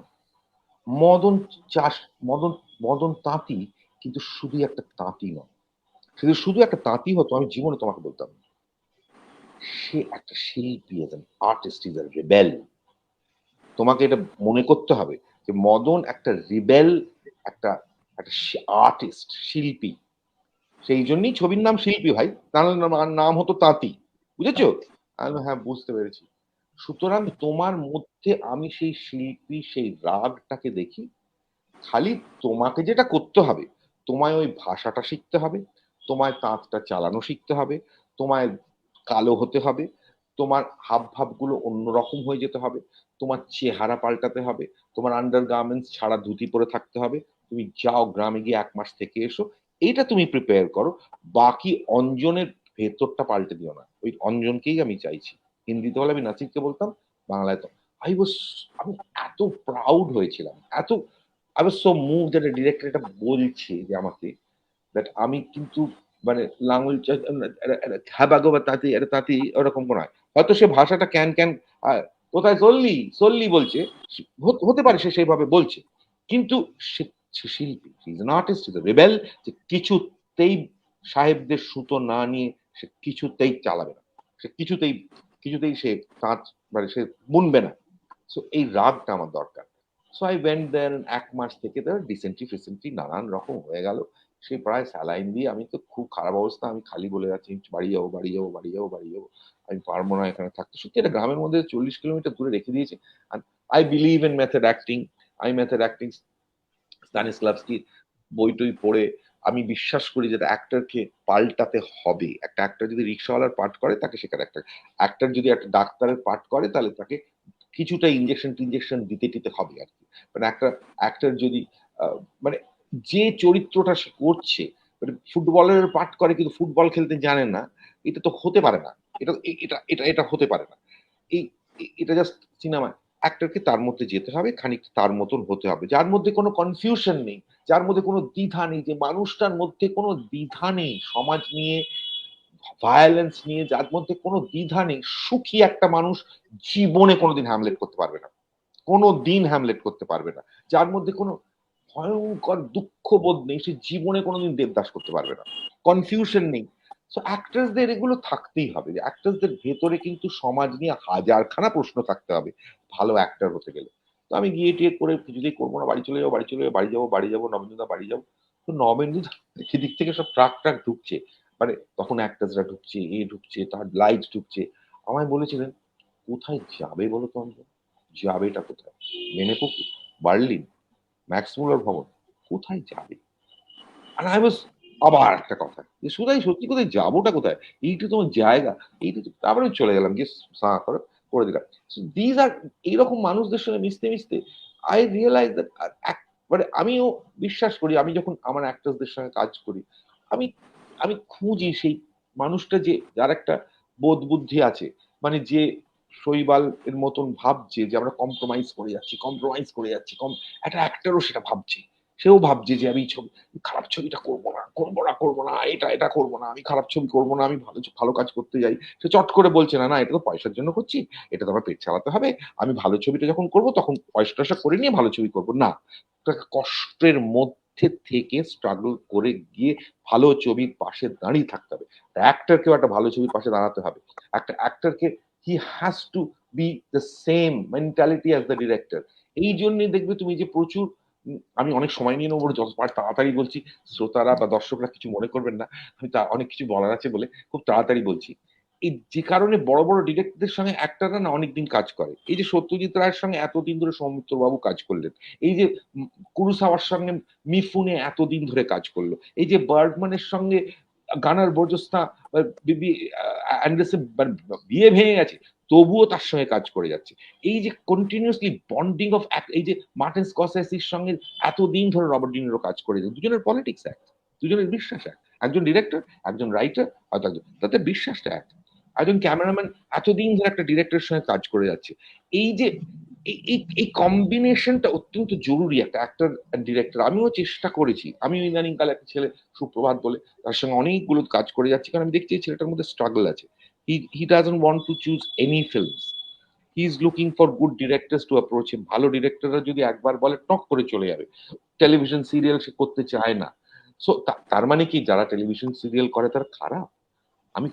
আমি জাজমেন্টাল হচ্ছি না, যে কষ্ট করে না করে ওয়েট করে আছে ভালো ছবির জন্য, তাকে আমার সালাম করতে ইচ্ছে করে, তাকে ভালোবাসতে ইচ্ছে করে, তাকে আমি খুঁজে পেতে চাই that he is my actor. সে ইংরেজিটা শিখে নেবে, ইংরেজি ভালো ইংরেজি বলতে পারে, সেই ইংরেজি শিখে নেবে, সে ফ্রেঞ্চ শিখে নিতে পারে, এটা তো part of the actors job. তো এই কম্বিনেশনটা দরকার, একটা অ্যাক্টর ডিরেক্টরের কম্বো ইজ ভেরি ইম্পর্টেন্ট। আমরা খালি সুচিত্রা সেন উত্তম কুমার নায়ক নায়িকার কেমিস্ট্রি দেখবো, নায়ক নায়িকার না। এবার একটু প্লিজ আপনারা একটু ডিরেক্টর অ্যাক্টরদের কেমিস্ট্রি দেখুন, একটু এই কেমিস্ট্রিটা দেখুন, সেলিব্রেট দ্যাট কেমিস্ট্রি। একটা director, that is the beauty of থিয়েটারেও সেটা কতদিন ধরে বারবো শেক্সপিয়ার, তার বারবোর জন্য লিখছে আবার শেক্সপিয়ার, মানে বারবোর বয়স যত বাড়ছে শেক্সপিয়ারের নায়কের বয়সও বেড়ে যাচ্ছে। কি অদ্ভুত জিনিস, কি ম্যাজিক্যাল, কি বিউটিফুল, ভালো লাগে না এটা ভাবতে? টনি লিওং এর সঙ্গে ওয়াঙ্কার ভাই এতদিন ধরে কাজ করে যাচ্ছেন। তো আমার কাছে মনে হয় actor has to have politics এবং র্যাডিক্যালিজম দরকার তার। এবং সরাসরি বলে দিলাম বামপন্থী হতে হবে। বামপন্থী মানে যাকে আন্দোলন করতে হবে না, নকশাল ভালো অভিনয় করতে পারবে না। আমি নকশাল ভাই ছেলেদের চাইছি না, আমি কোনো কমিউনিস্ট হতে চাই, কমিউনিস্ট মানে পার্টির মেম্বার তো দরকার নেই, কিন্তু তাকে একটু একটু প্রশ্ন করার রাজনীতি, একটু বিশ্বাস ওই জায়গায় যেতে হবে, to create good acting and to keep supporting good cinema and to সুযোগ পেলেই to come and do good work, ভালো কাজ করতে যাওয়া। এইটা আই থিঙ্ক একটা ভীষণ ভীষণ ইম্পর্টেন্ট। পয়সা করা এ করা এগুলো থেকে ভুলে গিয়ে আমি এটা দেখুন, আমি সাকসেস পেয়ে এটা বলছি না, এমন কিছুই সাকসেস মানে এটা আমি বলছি না, আমি অন্তর থেকে বিশ্বাস করে বলছি দ্যাট একটা অ্যাক্টর কি হি has to have a certain politics, তার পলিটিক্স ছাড়া হতে পারে না। মানে ইভেন খারাপ লোকের চরিত্র করতে গেলেও পলিটিক্স লাগে। মানে গডফাদার করছে একটা লেফটিস্ট অ্যাক্টর, ভেবে দেখুন মানে কি সাংঘাতিক করছে সে। তো ইট ইজ ভেরি ইম্পর্টেন্ট, মানে সেটা খুব জরুরি। সেটা ব্রেক্সট, আবার ব্রেক্সটে ফিরে যাচ্ছি, ব্রেক্সট মনে করতেন, বিশ্বাস করতেন যে অ্যাক্টর কেউ একটা পলিটিক্স তাকে থাকতে হবে, অ্যাক্টরের মধ্যেও সেটা থাকতে হবে। অ্যান্ড দ্যাট ইজ ওয়াই আমার ওই সময়কার মানুষদের বা এখনো যারা সত্যি নিশ্চয়ই আছে, এখনো নিশ্চয়ই আছে অভিনেতা যার মধ্যে বিশ্বাস আছে যে ভালো সিনেমা ভালোবাসে, প্রশ্ন করার সিনেমা, রাগের সিনেমা একটা। আর আমার মনে একটা এখনকার আজ সিনেমায় রাজনীতি, আজ অভিনয়ের, আজকে একটা অভিনেতার মধ্যে রাগ থাকতে হবে, মাস্ট। রাগ, অভিমান, যন্ত্রণা থাকতে ভালো অ্যাক্টরের মধ্যে থাকতে হবে। সুখী, স্যাটিসফাইড, কম্প্রোমাইজ মনের ভেতরে সে চলবে না। আই এম সরি, মানে কিছু মনে করবেন না, মানে they will be stars. Irrfan Khan তো প্রমাণ করে দিয়েছেন, নাসিরুদ্দিন প্রমাণ করে দিয়েছেন, পঙ্কজ কাপুর প্রমাণ করে দিয়েছেন, সৌমিক চট্টোপাধ্যায় প্রমাণ করে দিয়েছেন, অনেকেই প্রমাণ করে দিয়েছেন যে তাদের বিশ্বাস তাদের ভালো অভিনয় করিয়েছে। শুধু স্ক্রিপ্ট নয়, শুধু স্ক্রিপ্ট, শুধু শর্ট টেকিং নয়। সরি আমি অনেক সময় নিয়ে নিই, কিন্তু এটা আমার বিশ্বাস। খুব ভালো অঞ্জনদা। শ্রমিকদা বলুন, কারণ আমরা একদম শেষ পর্বে এসেছি। শ্রমিকদা সামিং আপ করলে এই অঞ্জনদার কথার পরিপ্রেক্ষিতে আমি শেষ করে দেবো যে এই অনুষ্ঠানটা, সেটা ঠিক আছে। শ্রমিকদা বলুন, শ্রমিকদা বলেন। কিছু একটা সারমর্ম করবার মতো কিছু নেই। অঞ্জন এমন একটা জোরালো ঘোষণা দিয়ে প্রায়, যেটা তার দীর্ঘদিনে তার নিজের অভিজ্ঞতা থেকে উঠে এসেছে যে বোধ, যেখানে কোথাও একটা যে অবস্থাটা চলছে রাজনীতি ক্ষেত্রে আজ, সেটাকে অস্বীকার করে তার বিরুদ্ধে একেবারে প্রাথমিক যে জায়গাটা এবং সবচেয়ে যেটা বেশি দরকার, অর্থাৎ আমরা দর্শকদের শাসন করব না, দর্শকদের উপর আরেকটা চাপ আমরা বুঝে গেছি চাপিয়ে দেব না, কিন্তু এই একটা অভিজ্ঞতা, একটা প্রাণবন্ত জীবন্ত লড়াকু অভিজ্ঞতা, যে এই পরিস্থিতির সঙ্গে আমরা লড়াই করছি, পরিচালক, অভিনেতা, ছবিটার কাজের মধ্যে যারা জড়িয়ে আছেন তারা সবাই, এবং তাদের ঘিরে যদি, যেটা এই সপ্তাহে আমরা চিদানন্দ দাশগুপ্তের শতবার্ষিকী পালন করব, যিনি কলকাতায় ফিল্ম সোসাইটির অন্যতম প্রতিষ্ঠাতা সত্যজিৎ রায়ের সঙ্গে, যে ফিল্ম সোসাইটি কিন্তু এটি চেষ্টা করেছিল যে চলচ্চিত্র বোধের একটা সংস্কৃতি তৈরি করা, একটা পরিবেশ তৈরি করা, অর্থাৎ একটা সামাজিক গোষ্ঠী, একটা সামাজিক সম্প্রদায়, কিছু মানুষ, তারা এই সিনেমাকে, আজকের রাজনীতির সিনেমাকে তারা সমর্থন করবেন, পোষণ করবেন, লালন করবেন এবং তার সঙ্গে ক্রমাগত আলোচনা করে যাবেন, ভাব বিনিময় করে যাবেন। আজকে শৈবালের ছবি থেকে অন্তত এই যে সুযোগটা আমরা পেলাম, যে কয়েকটা দিন ধরে আমরা এই প্রশ্নগুলো নিয়ে কথা বলতে পারলাম এবং কিছু শ্রোতা আমাদের সঙ্গে থাকলেন, ভাবলেন, সাড়া দিলেন নানাভাবে, তাদের ছোট ছোট মন্তব্যগুলো ছিটকে ছিটকে আসছে, এটাও কিন্তু একটা রাজনৈতিক ঘটনা, যেটা বহুদিন কিন্তু আমাদের ছবির, কলকাতার ছবির ইতিহাসে ঘটেনি। মৃণাল বাবুর একটা সময় প্রায় প্রত্যেকটা ছবিকে ঘিরে এই রকম আলোচনা হয়েছে, তর্ক হয়েছে, পক্ষে বিপক্ষে এবং ছবিটাকে ঘিরে, কারণ ছবিটার সঙ্গে আমরা থাকতে চেয়েছি। তবেই আমাদেরও অধিকার আসে ছবি করিয়েদের কাছে দাবি করার, সেই অধিকারটা অর্জন করতে হয়। সেই প্রক্রিয়াটা আরেকবার নতুন করে শৈবাল শুরু করলেন, তার জন্য তার ছবিকেও অভিনন্দন জানাচ্ছি। আর অপেক্ষা করছি, আমার দেখবার সৌভাগ্য হয়েছে হোলি সেরেমনি, তার আরেকটা ছবি যেটা এখনো প্রকাশ পায়নি, তার মধ্যেও ঠিক আজকের রাজনীতি, যে ভূমিকা নেওয়া উচিত আজকের রাজনীতির ছবিতে, তার পরিচয় আছে, তার সাক্ষ্য আছে। এবং আমি আশা করবো যে আবার সেই ছবিটাকে ঘিরেও এইরকম আলোচনার মধ্য দিয়ে আমরা কিন্তু সিনেমাকে তার জায়গা দেব আজকে। ঠিক আছে, খুব ভালো, অসম্ভব ভালো। শ্রমিকদা এবং অঞ্জনদা দুজনেই, মানে আজকে আলোচনাটা এত এত চমৎকার এবং আমি এত ঋদ্ধ হলাম। এবং আমার মনে হয় যেটা এই শেষ করার সময় যেটা বলা দরকার সেটা হচ্ছে যে 3টে পর্ব ধরে যেটা বললেন শ্রমিকদা এতক্ষণ ধরে, যে সিনেমায় রাজনীতি আজ এইটার 3য় পর্ব এবং এটাই শেষ পর্ব ছিল। আমার নিজেরও একটা কোথাও মনে হচ্ছে, এবং অনেক দর্শক এবং শ্রোতা যারা লিখছেন প্রসঙ্গে ওই আমাদের আসছে স্ক্রিনে ফুটছে, যে এটা নিয়ে আরো আলোচনা করতে পারলে এবং আরো চললে ভালো হতো। তো যাই হোক, আপাতত তো কোথাও একটা ইতি টানতে হয়, দাঁড়ি টানতে হয়। পরপর 3টে পর্ব হলো, এই 3য় পর্ব এবং এটাই শেষ পর্ব। তো এরপর আমরা এটাই বলতে পারি যে এই তখন কুয়াশা ছিল চলবে, চলুক, এবং যদি মানে তারপর একসময় শেষও হয়ে যায়, তারপরেও যদি কোথাও কোনো জায়গা থেকে যদি কোথাও শৈবালদা মনে করেন যে এই ব্যবস্থাপনাটা আরো কোথাও প্রসারিত করা যায়, তাহলে একটা খুব ভালো দিক তৈরি হতে পারে। আমরা আবার আসতে পারি, আমরা আবার সমবেত হতে পারি, এই আমরা যারা ছিলাম সবাই মিলে আর কি। আমি সকলকেই, মানে শ্রমিকদা আমাদের মুখ্য চিন্তক, মুখ্য বক্তা, এবং পুরো ব্যাপারটার ভেতরেই উনি আছেন শিক্ষক হিসেবে। তার সঙ্গে অঞ্জনদা আজকে ছিলেন, গত পর্বে ছিলেন গৌতম ঘোষ এবং সুমন মুখোপাধ্যায়, এবং শৈবালদা তো আমাদের সঙ্গেই আছেন। মানে খুবই একটা ভালো জায়গায় আমরা এসে পৌঁছালাম আর কি, আমার মনে হয়। কিন্তু শেষ তো কোথাও করতে হয়, তো আজকে এখানেই আমরা শেষ করছি এবং 3য় পর্বের সঙ্গে সঙ্গে আমরা এই সিনেমায় রাজনীতি আজ আলোচনাটাও শেষ করলাম। তবে আমি একটু জানিয়ে দিই যে যেমন শ্রমিকদা চিদানন্দ বাবুর প্রসঙ্গটা এনে তাকে নিয়ে যে কাজ হবে এরকম বলছেন, সেরকম আমি একটা তথ্যের কথা বলে রাখি। সেটা হচ্ছে যে আগামীকাল তার কথা উঠলো এবং ভীষণভাবেই তিনি এখন প্রাসঙ্গিক, কারণ শৈবালদার ছবিটা চলছে, তাতে অন্যতম মুখ্য চরিত্রে অভিনয় করেছেন সৌমিত্র চট্টোপাধ্যায়, এবং সৌমিত্র চট্টোপাধ্যায়ের অনন্য অভিনয়, মানে যারা দেখেছেন ছবিটা তারা জানেন এবং বুঝতে পারবেন। তো সৌমিত্র চট্টোপাধ্যায়ের কালকে প্রয়াণ দিন, মানে আগামীকাল 15ই নভেম্বর হচ্ছে ওর প্রয়াণ দিন আর কি, মৃত্যুদিন।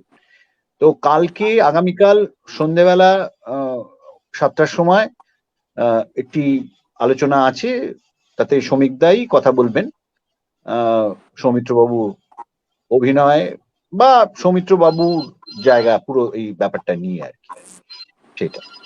তো সেটা আমি জানিয়ে রাখলাম।